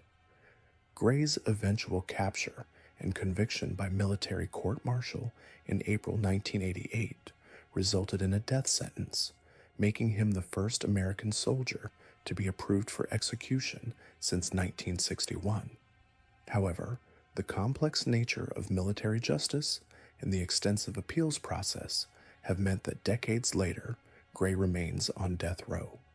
His case highlighted the unique challenges of addressing serial crime within military contexts, where issues of jurisdiction, military law, and the special trust placed in service members create complex legal and ethical considerations.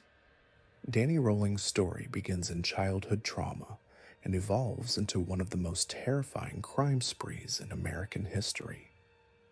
Born in Shreveport, Louisiana, on May 26, 1954, Rowling grew up in a household dominated by violence and dysfunction.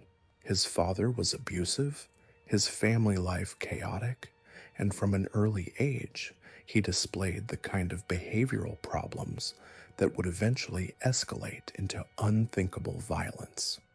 What Rowling did to the college town of Gainesville was nothing short of psychological warfare. His 5-day killing spree at the start of the fall semester transformed a peaceful university community into a place of terror. Students fled the city, parents pulled their children from school, and those who remained barricaded themselves behind locked doors and drawn curtains.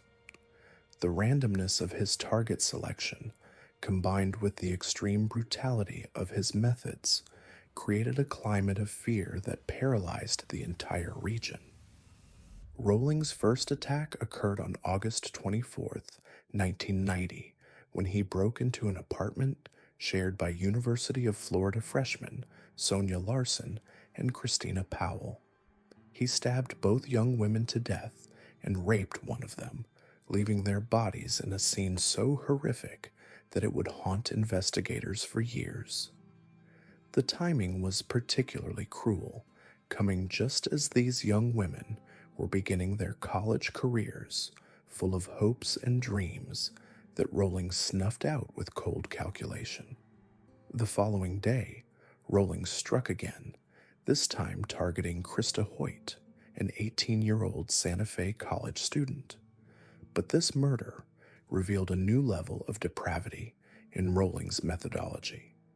Not content with simply killing his victim, he decapitated her and placed her head on a bookshelf, a grotesque display that suggested ritualistic elements to his crimes.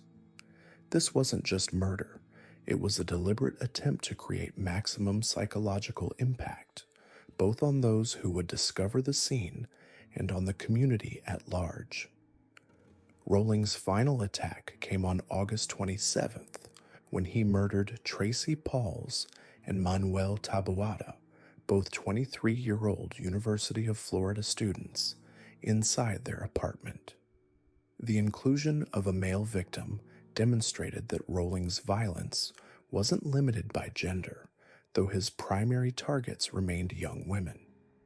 The positioning and sexual posing of some victims revealed the sadistic nature of his crimes, suggesting that the murders themselves were only part of his twisted ritual. The cultural impact of Rowling's crimes extended far beyond Gainesville. The case became the inspiration for the popular Scream movie franchise, though the fictionalized adaptation could never capture the true horror experienced by the real victims and their families. The fact that a peaceful college town could be terrorized by a single individual highlighted the vulnerability of even the most seemingly safe communities to random violence. Joel Rifkin's case demonstrates how a seemingly ordinary individual can harbor the darkest of secrets while maintaining a facade of normalcy.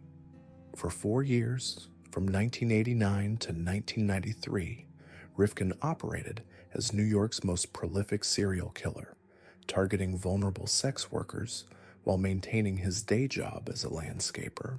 His unassuming appearance and quiet demeanor allowed him to blend into the background of metropolitan life, making him virtually invisible to law enforcement and the general public until a chance traffic stop brought his horrific crimes to light.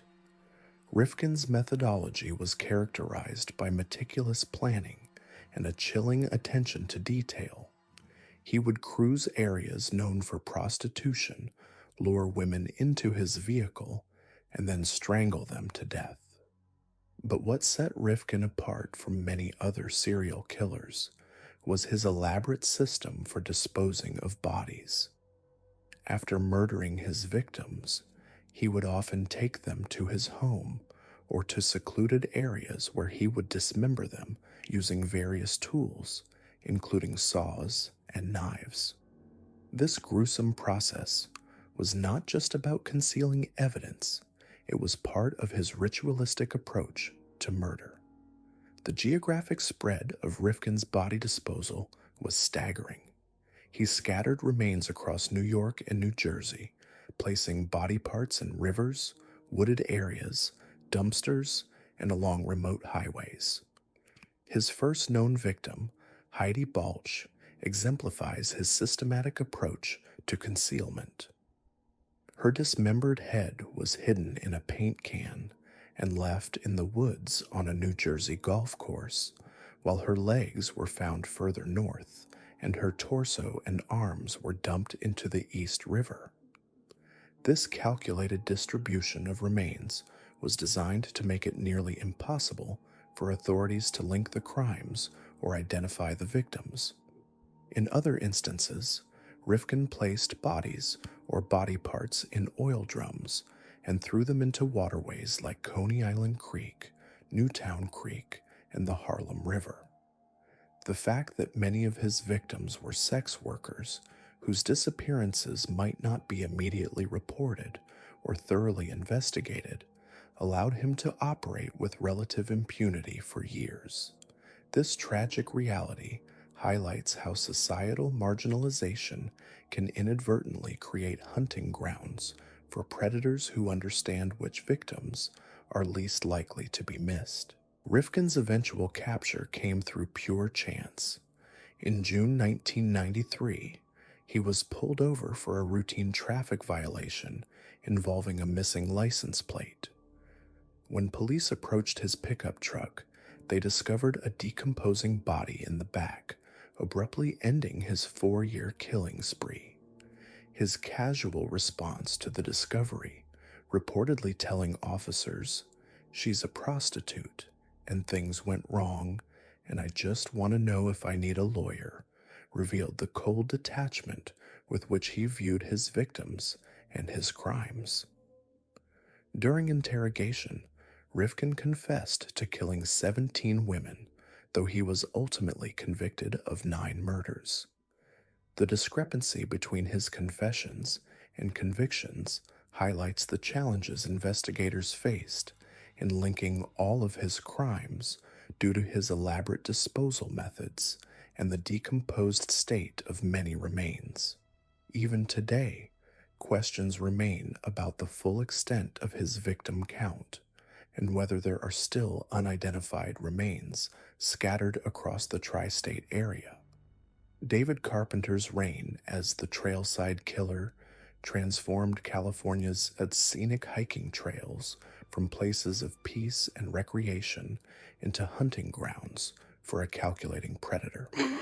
Between 1979 and 1981, Carpenter terrorized the San Francisco Bay Area, targeting hikers and nature enthusiasts in what should have been safe public spaces. His crimes violated a fundamental trust that people place in natural environments, turning beautiful landscapes into scenes of horror and forever changing how many viewed outdoor recreation. Carpenter's background revealed a lengthy history of violent sexual crimes dating back to the 1960s, including rape, attempted murder, and other violent offenses. This extensive criminal record should have marked him as a significant threat to public safety, yet he was able to escalate to serial murder without being stopped. His targeting of both men and women on isolated trails demonstrated an opportunistic approach to violence, taking advantage of the vulnerability inherent in remote outdoor settings. The killer's methodology involved lurking along popular hiking trails in scenic state parks, including Mount Tamalpais, Point Reyes National Seashore, Henry Cowell Redwood State Park, and Big Basin Redwood State Park. He would hide among the tree lines, waiting for unsuspecting hikers to pass by before launching his attacks. 38 caliber handgun, which he used to shoot victims execution style, though he also employed knives in some cases, such as the murder of Mary Frances Bennett, whom he stabbed over 25 times, nearly decapitating her. The psychological impact of Carpenter's crimes on the outdoor community was profound and lasting. Park authorities were forced to post warning signs advising visitors against hiking alone, and trail usage declined significantly as fear gripped the region. The transformation of peaceful natural settings into potential crime scenes highlighted how a single predator could alter the behavior and sense of security of an entire population. Carpenter's capture in May 1981 came through a combination of meticulous police work, forensic evidence, and eyewitness testimony from survivors. The investigation involved multiple jurisdictions and showcased the importance of interagency cooperation in tracking serial offenders who operate across geographic boundaries. His subsequent convictions in 2 separate trials resulted in multiple death sentences, though like many capital cases, the appeals process has extended for decades. Dean Corll's case stands as one of the most horrific examples of how evil can manipulate and corrupt others while hiding behind a facade of community respectability. Known as the Candyman due to his family's ownership of a candy factory and his habit of giving free sweets to local children, Corll was responsible for the abduction, rape, torture, and murder of at least 29 teenage boys and young men in Houston and Pasadena, Texas, between 1970 and 1973. What makes his case particularly disturbing is not just the scale of his crimes, but his manipulation of 2 teenage accomplices who actively assisted him in luring victims to their deaths. Corll's operation was characterized by a level of organization and premeditation that rivals the most notorious serial killers in history. He specifically targeted boys aged 13 to 20, often from low-income neighborhoods in Houston Heights, using promises of parties, free alcohol, drugs, or rides to lure them to his various residences. 22 caliber pistol. The physical evidence of Corll's crimes was overwhelming and deeply disturbing. His residence contained what investigators described as a torture chamber, complete with a plywood board fitted with handcuffs and plastic covering on the carpet, revealing the premeditated and systematic nature of his acts. The recovered bodies showed signs of severe torture, including sexual mutilation and the insertion of objects, underscoring the sadistic nature of his perversions and his complete dehumanization of his victims. The involvement of teenage accomplices, David Owen Brooks and Elmer Wayne Henley, added another layer of horror to Corll's crimes. These young men, motivated by money and gifts, helped lure victims to Corll's residences, demonstrating how a master manipulator could corrupt others and expand his capacity for evil. The fact that Corll was able to convince teenagers to participate in such horrific acts speaks to his psychological manipulation skills and the vulnerability of his accomplices.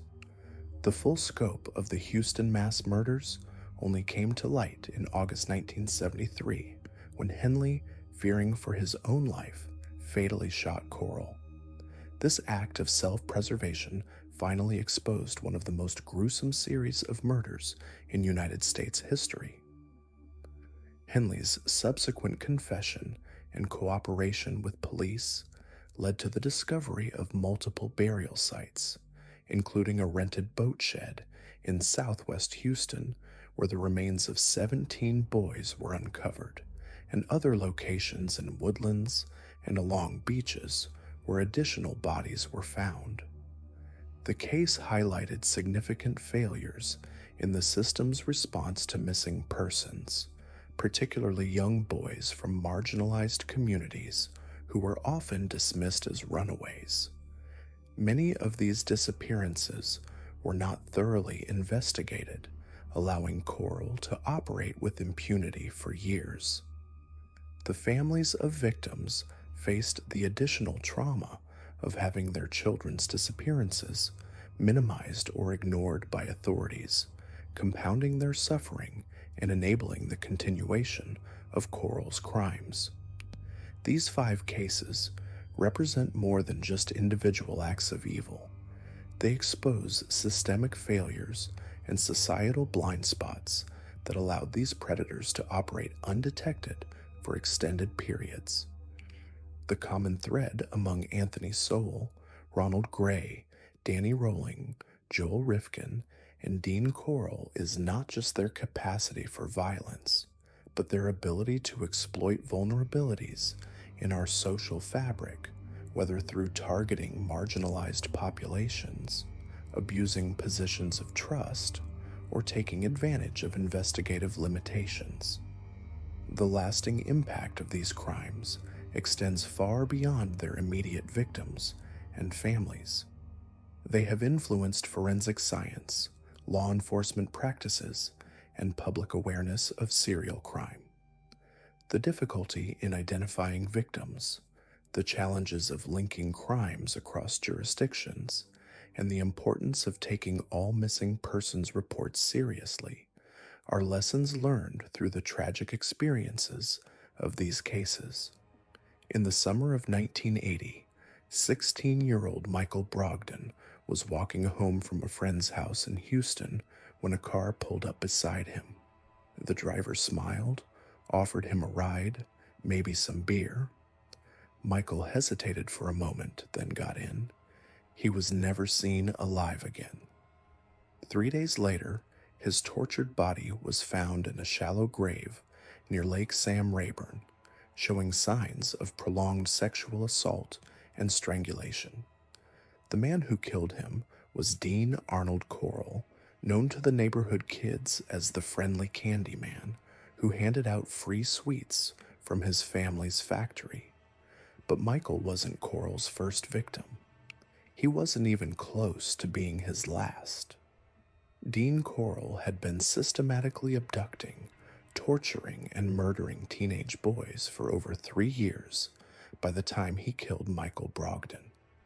What made his crimes even more horrifying was that he didn't work alone. He had enlisted 2 teenagers, David Brooks and Elmer Wayne Henley, to help him lure victims to his various apartments and rental houses throughout Houston. In exchange for their assistance, Coral paid them $200 for each boy they brought him.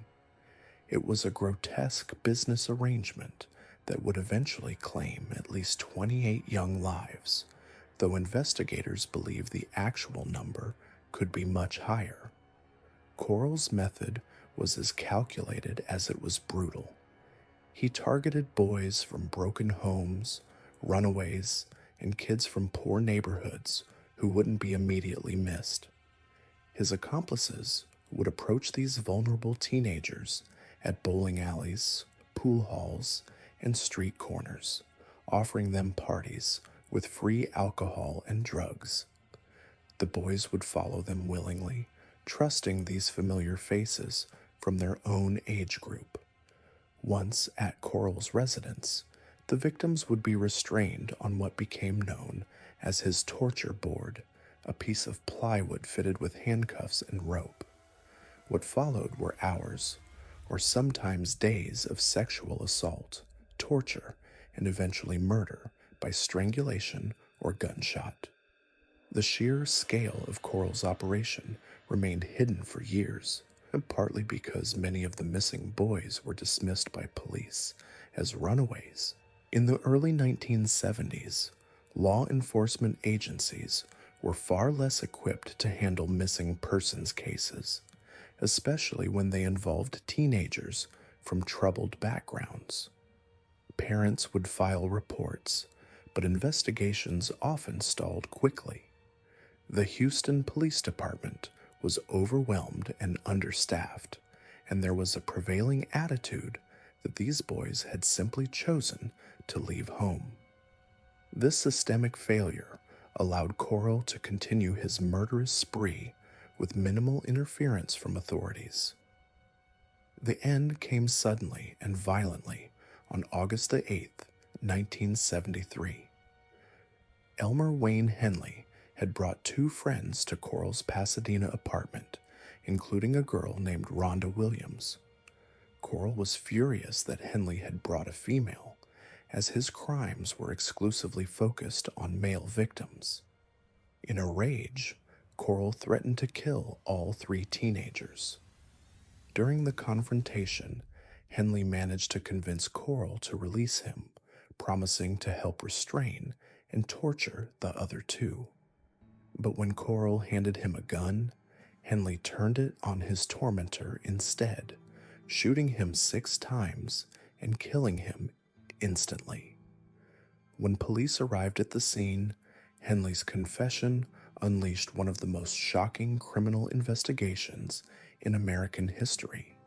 He led authorities to multiple burial sites, starting with a boat shed in southwest Houston that Coral had been renting.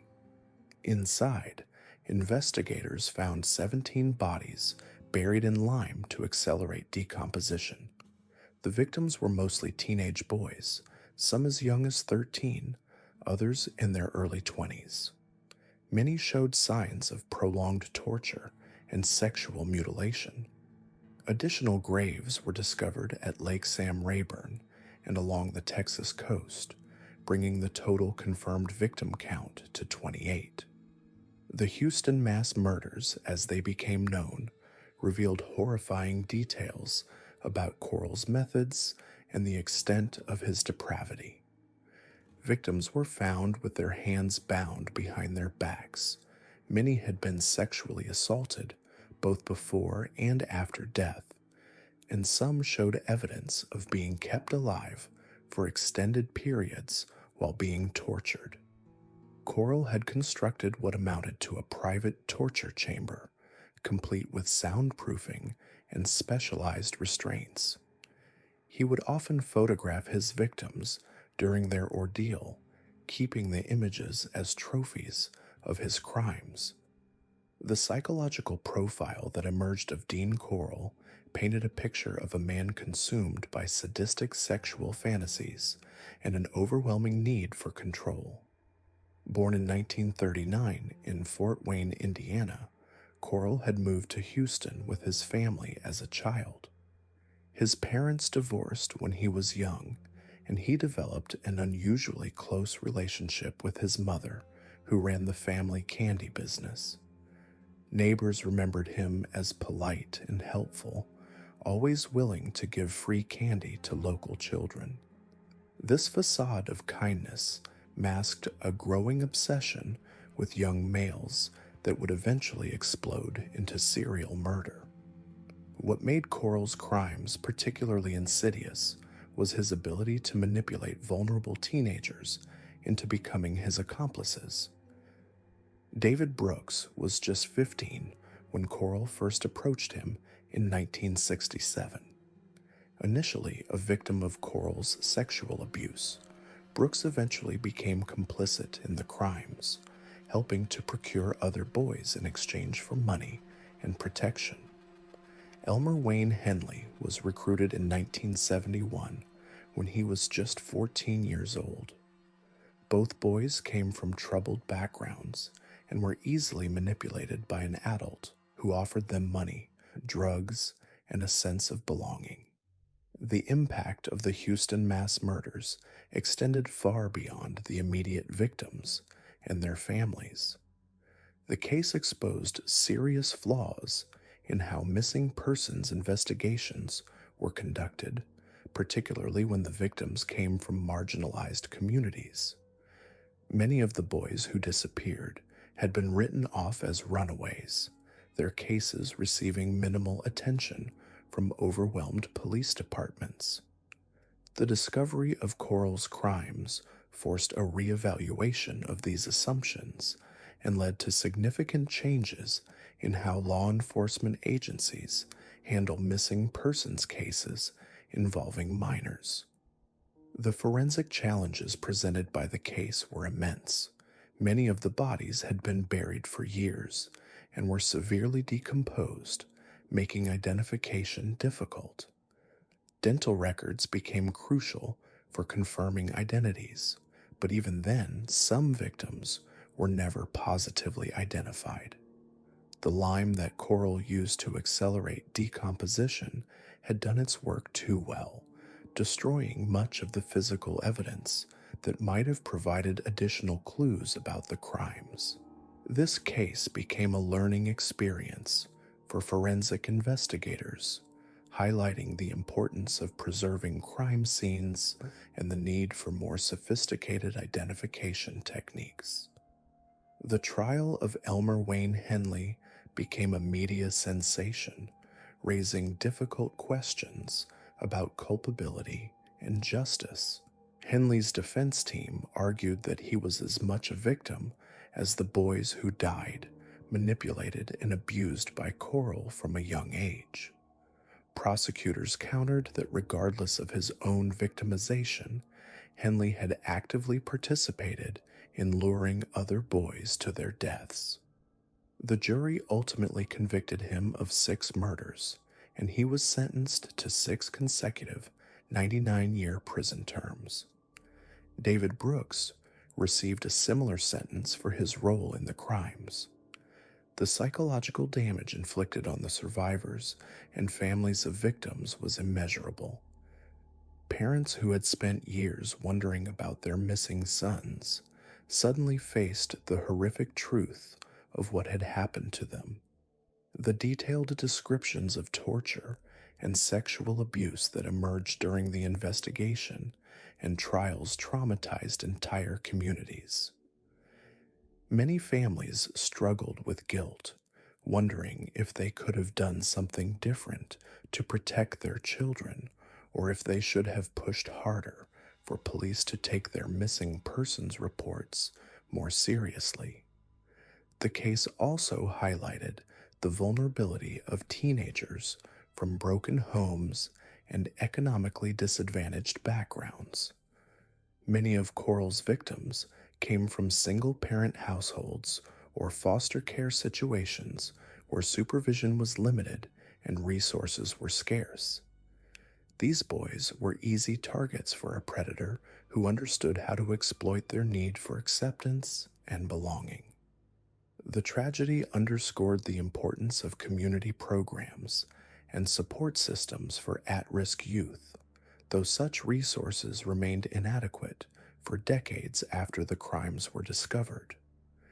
Dean Coral's ability to maintain his facade as a friendly neighborhood candy maker while simultaneously operating as one of America's most prolific serial killers demonstrates the terrifying reality that monsters can hide in plain sight.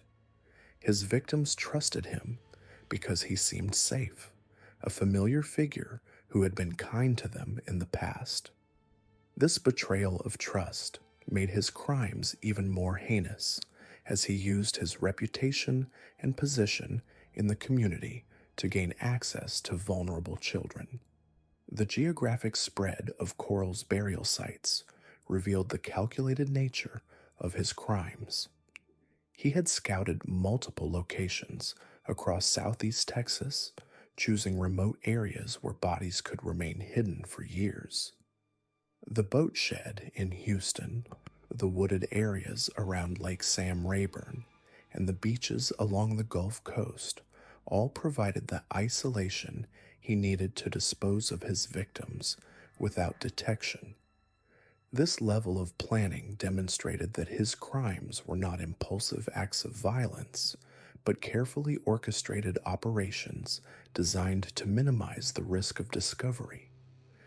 The Houston mass murders case remains one of the most significant serial killer investigations in American history, not just because of the number of victims, but because of its impact on law enforcement practices and public awareness of child predation.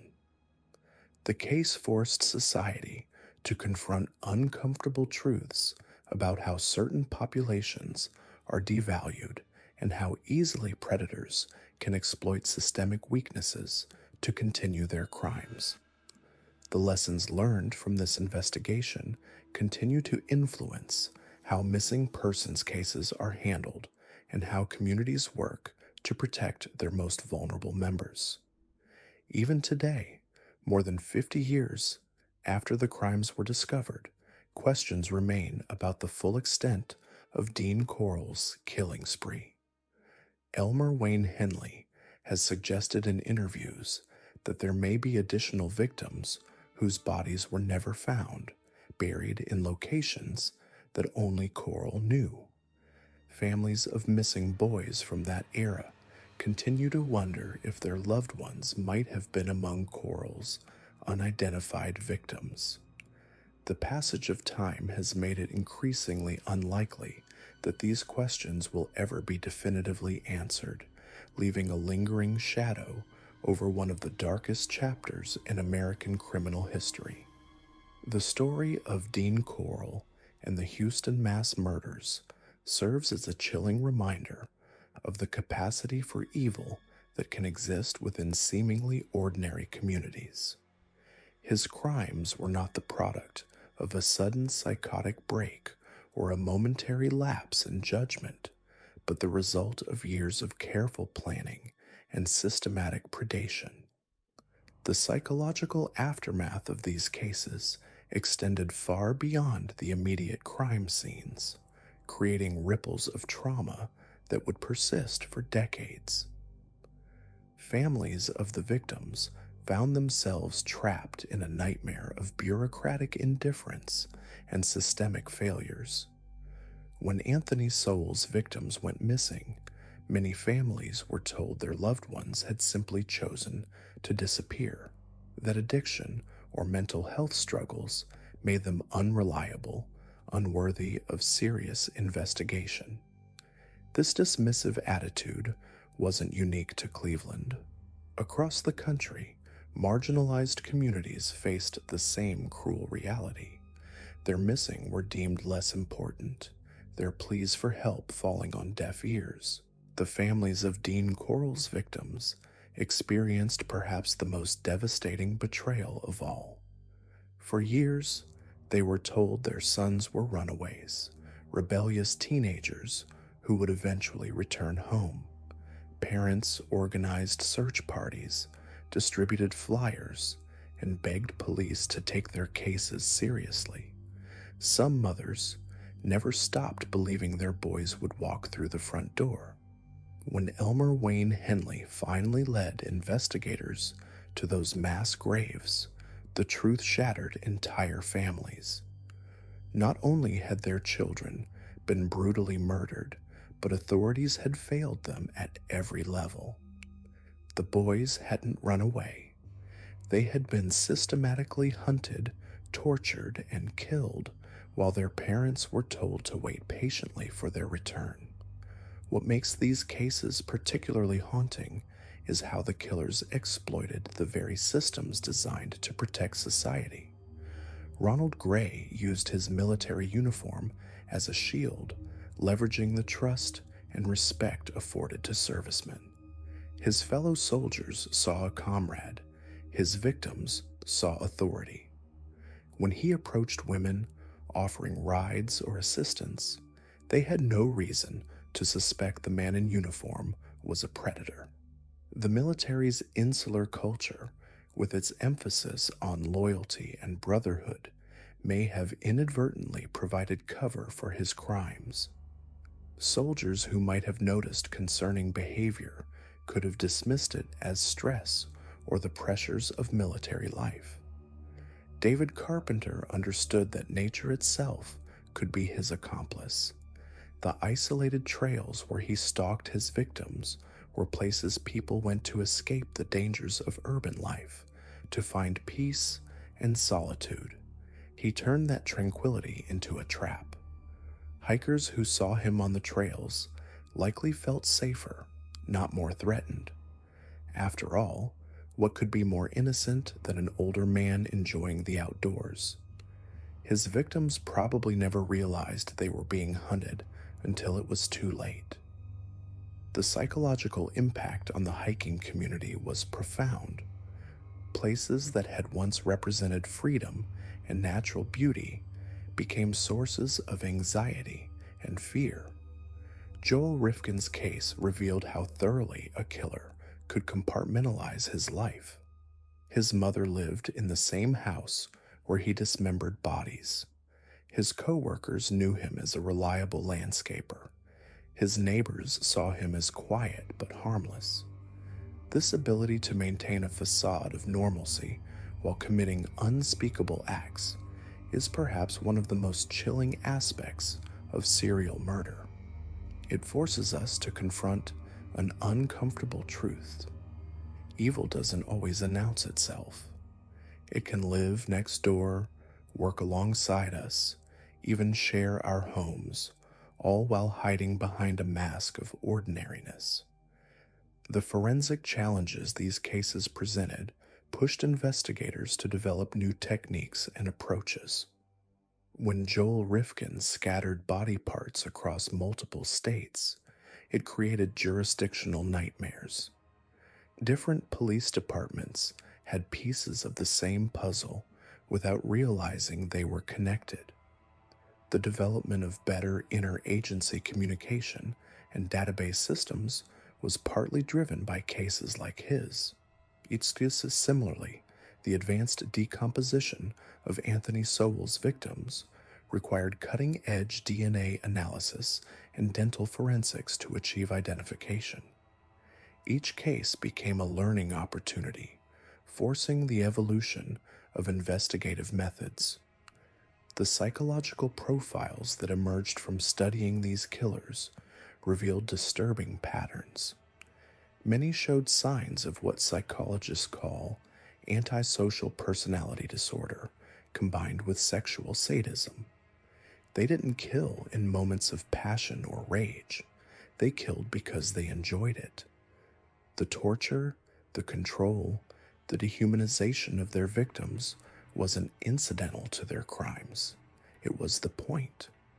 Dean Corll's torture board, with its restraints and plastic sheeting, wasn't built in haste. It was carefully planned and constructed, a monument to his depravity. Anthony Sowell living among decomposing bodies suggests not just a tolerance for death, but a comfort with it that defies normal human psychology. The role of accomplices in some of these cases adds another layer of horror. David Brooks and Elmer Wayne Henley weren't just witnesses to Dean Corll's crimes, they were active participants. They lured victims, assisted in restraining them, and helped dispose of bodies. The psychological manipulation required to turn teenagers into accomplices to murder reveals Corll's profound understanding of human weakness. He identified vulnerable young men, offered them money and acceptance, and gradually drew them into his web of violence. By the time they realized the full extent of what they were involved in, they were already complicit, trapped by their own participation. The media coverage of these cases, or lack thereof, reflects broader societal biases about whose lives matter. When middle-class college students were murdered in Gainesville, it became national news. Danny Rolling's crimes inspired movies and documentaries, but when sex workers disappeared in New York, or when young men vanished from Houston's poorer neighborhoods, the stories barely registered beyond local news. This disparity in attention isn't just about media sensationalism. It's about whose deaths society deems worthy of outrage and whose are merely statistics. The long-term impact on the communities where these crimes occurred cannot be overstated. In Cleveland, the Imperial Avenue neighborhood where Anthony Sowell lived became synonymous with horror. Property values plummeted, residents moved away, and those who remained lived with the knowledge that unimaginable evil had festered in their midst for years. The smell they had complained about, attributed to a nearby factory, had actually been the decomposition of murder victims. This revelation created a collective trauma, a shared sense of guilt and horror that lingers to this day. The legal proceedings in these cases often revealed as much about the killer's psychology as the crimes themselves. Joel Rifkin's matter-of-fact confessions, delivered without apparent emotion, demonstrated a complete disconnection from the humanity of his victims. When he described his methods of dismemberment and disposal with the same tone one might use to discuss a household chore, it became clear that he viewed his victims as objects rather than people. This dehumanization is a common thread among serial killers, but hearing it expressed so casually in court transcripts remains deeply unsettling. The families of these killers also became victims in their own way. Joel Rifkin's mother had to confront the fact that horrific murders had been committed in her own home. How do you reconcile the son you raised with the monster he became? Ronald Gray's military family faced similar questions. The men they thought they knew were revealed to be capable of unthinkable cruelty. These revelations shattered not just individual families, but entire social networks, forcing everyone who knew these men to question their own judgment and wonder what signs they might have missed. The investigative failures in these cases led to significant reforms in law enforcement practices. The dismissive attitude toward missing persons reports from marginalized communities was finally recognized as a systemic problem. New protocols were developed to ensure that all disappearances received proper attention, regardless of the victim's background or lifestyle.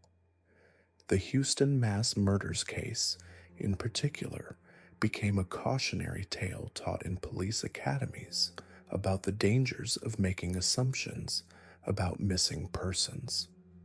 The technological advances that emerged from investigating these crimes have had lasting impacts on forensic science. The need to identify heavily decomposed remains led to improvements in DNA analysis and forensic anthropology. The challenges of linking crimes across jurisdictions drove the development of better database systems and communication protocols. Each case that seemed impossible to solve pushed investigators to find new methods, creating tools that continue to help solve crimes today. Perhaps most importantly, these cases serve as stark reminders that evil can hide in plain sight.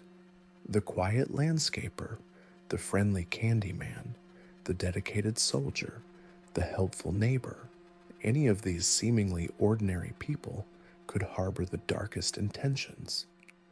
This isn't meant to make us paranoid or suspicious of everyone we meet, but rather to remind us that predators rely on our assumptions about normalcy. They count on us believing that monsters look like monsters, when in reality, they often look exactly like everyone else. The victims of these crimes deserve to be remembered not just as statistics in a catalog of horror, but as individuals whose lives were cut short by inexcusable evil. Each had hopes, dreams, fears, and people who loved them. Their deaths weren't just numbers to add to a killer's tally. They were profound losses that rippled through families and communities. The ripple effects of these cases exposed critical flaws in how society protects its most vulnerable members. Anthony Sowell's ability to prey on women struggling with addiction revealed the deadly consequences of dismissing missing persons reports based on lifestyle judgments. When families reported their loved ones missing, police often assumed these women had simply moved on or were lying low due to addiction issues. This systematic neglect created the perfect hunting ground for predators like Sowell, who understood that certain victims wouldn't be missed immediately or searched for aggressively. Ronald Gray's military context highlighted another disturbing reality about institutional blind spots. The military's emphasis on discipline and order created an environment where his violent tendencies were either overlooked or rationalized. Fellow soldiers and superiors failed to recognize the warning signs, partly because Gray's crimes occurred off base, and partly because the military justice system operated separately from civilian law enforcement. This separation created gaps in communication and investigation that Gray exploited, moving between civilian and military spaces while authorities struggled to coordinate their responses. Danny Rolling's case demonstrated how childhood trauma, while never excusing violence, can create monsters when left untreated. His father's brutal physical abuse and his mother's inability to protect him created a foundation of rage that eventually exploded into the Gainesville murders. The systematic nature of his crimes, the ritualistic posing of bodies, and the escalating violence all pointed to someone who had transformed his own victimization into a cycle of creating new victims. This pattern underscores the critical importance of identifying and treating childhood abuse before it metastasizes into something far more dangerous. Joel Rifkin's 4-year killing spree revealed how easily a predator could exploit both technological limitations of the era and societal prejudices against sex workers. His methodical dismemberment and disposal of bodies across multiple jurisdictions created investigative nightmares that allowed him to continue killing while authorities struggled to connect the scattered remains. The fact that many of his victims were sex workers meant their disappearances often went unreported for extended periods, giving Rifkin crucial time to cover his tracks and hunt for new victims. Dean Corll's manipulation of teenage accomplices exposed the vulnerability of young people in economically disadvantaged communities. David Brooks and Elmer Wayne Henley weren't born evil, but Corll systematically groomed them, offering money, drugs, and a sense of belonging that their circumstances otherwise denied them. This recruitment strategy allowed Corll to exponentially increase his victim count while creating a buffer between himself and potential capture. The boys became both accomplices and victims, trapped in a web of violence they couldn't escape until Henley finally killed Corll in desperation. The psychological profiles of these killers reveal disturbing commonalities that transcend their individual circumstances. Each demonstrated an ability to compartmentalize their crimes, maintaining facades of normalcy while committing unspeakable acts. Soul lived among decomposing bodies while maintaining relationships with neighbors. Gray served alongside fellow soldiers while planning his next attack. Rolling could appear charming and normal between his violent episodes. Rifkin worked as a landscaper, performing mundane tasks while mentally replaying his murders. Corll ran a candy business and seemed like a friendly neighborhood figure while orchestrating mass murder. This compartmentalization represents perhaps the most chilling aspect of their evil. They weren't driven by sudden fits of rage or temporary insanity. Instead, They demonstrated a calculated ability to plan, execute, and conceal their crimes while presenting themselves as ordinary members of society. This dual existence allowed them to operate for extended periods, accumulating victim counts that might have been impossible if they had appeared obviously dangerous or unstable. The investigative techniques that eventually caught these killers often involved breakthroughs that seem almost accidental in retrospect. Soul was discovered only when one victim escaped and reported her assault. Gray was caught through forensic evidence that linked him to multiple crime scenes. Rolling left, enough physical evidence at crime scenes to eventually tie him to the murders. Rifkin was stopped for a routine traffic violation that revealed a decomposing body in his truck. Coral's spree ended only when his accomplice turned against him. These seemingly random breaks highlight how difficult it was for law enforcement to track these predators using the investigative tools available at the time. The advancement of forensic science since these cases has made it increasingly difficult for serial killers to operate undetected for extended periods. DNA analysis, digital surveillance, improved communication between jurisdictions, and better understanding of criminal psychology have all contributed to faster identification and capture of violent predators. However, these cases serve as crucial reminders that investigative success often depends on taking all victims seriously, regardless of their social status or lifestyle. The families of victims in these cases faced unique challenges in their pursuit of justice and closure. Many dealt with law enforcement agencies that initially dismissed their concerns or failed to take their missing persons reports seriously. The mothers of Coral's victims organized their own search efforts when police classified their sons as runaways. Families of Soul's victims struggled against assumptions that their loved ones had simply disappeared voluntarily. This additional burden of fighting institutional indifference compounded their grief and delayed justice for years in some cases. The media coverage of these cases also reflected societal biases about which victims deserve attention and sympathy. While Bundy and Dahmer became household names, these killers remained relatively obscure despite comparable or even higher victim counts. This disparity often correlates with the social status of their victims.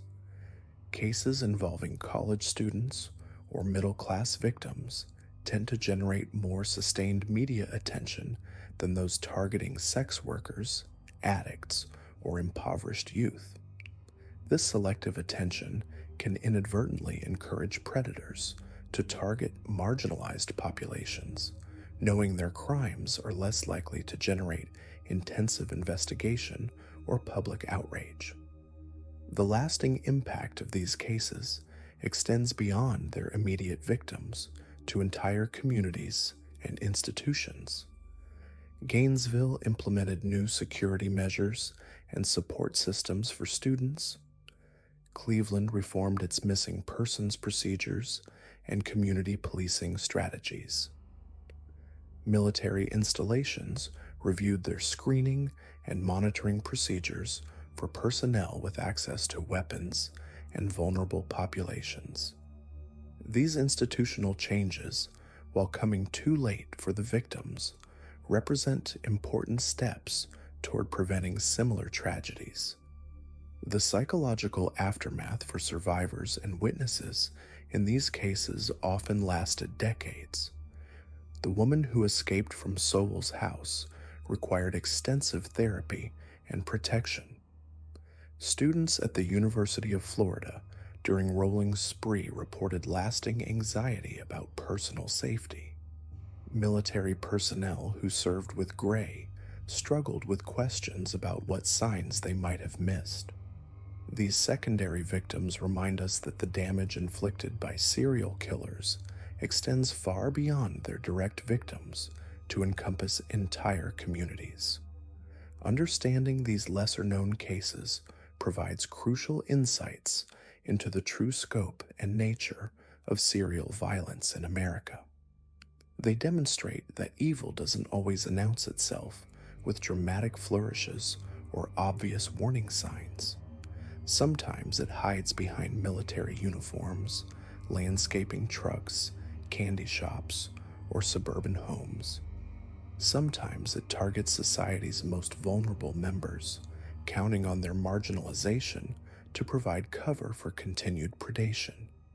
These cases also highlight the importance of believing victims and taking all reports of violence seriously, regardless of the social status of those making the reports. They underscore the need for better communication between law enforcement agencies and improved training for recognizing the signs of serial predation. Most importantly, they remind us that justice requires constant vigilance and a commitment to protecting all members of society, not just those whose disappearances generate headlines. The evil embodied by Anthony Sowell, Ronald Gray, Danny Rolling, Joel Rifkin, and Dean Corll may not be widely recognized, but their impact on American criminal justice and our understanding of serial violence remains profound. These forgotten monsters remind us that evil doesn't always make headlines, but it leaves scars just as deep. While their names may not echo through popular culture like other notorious killers, the suffering they inflicted was just as real, just as devastating. From Sowell's House of Horrors to Corll's candy-coated deception, these cases show us that the most dangerous predators often hide in plain sight. If this video opened your eyes to the darker corners of criminal history, make sure to like and subscribe for more deep dives into the cases that time forgot.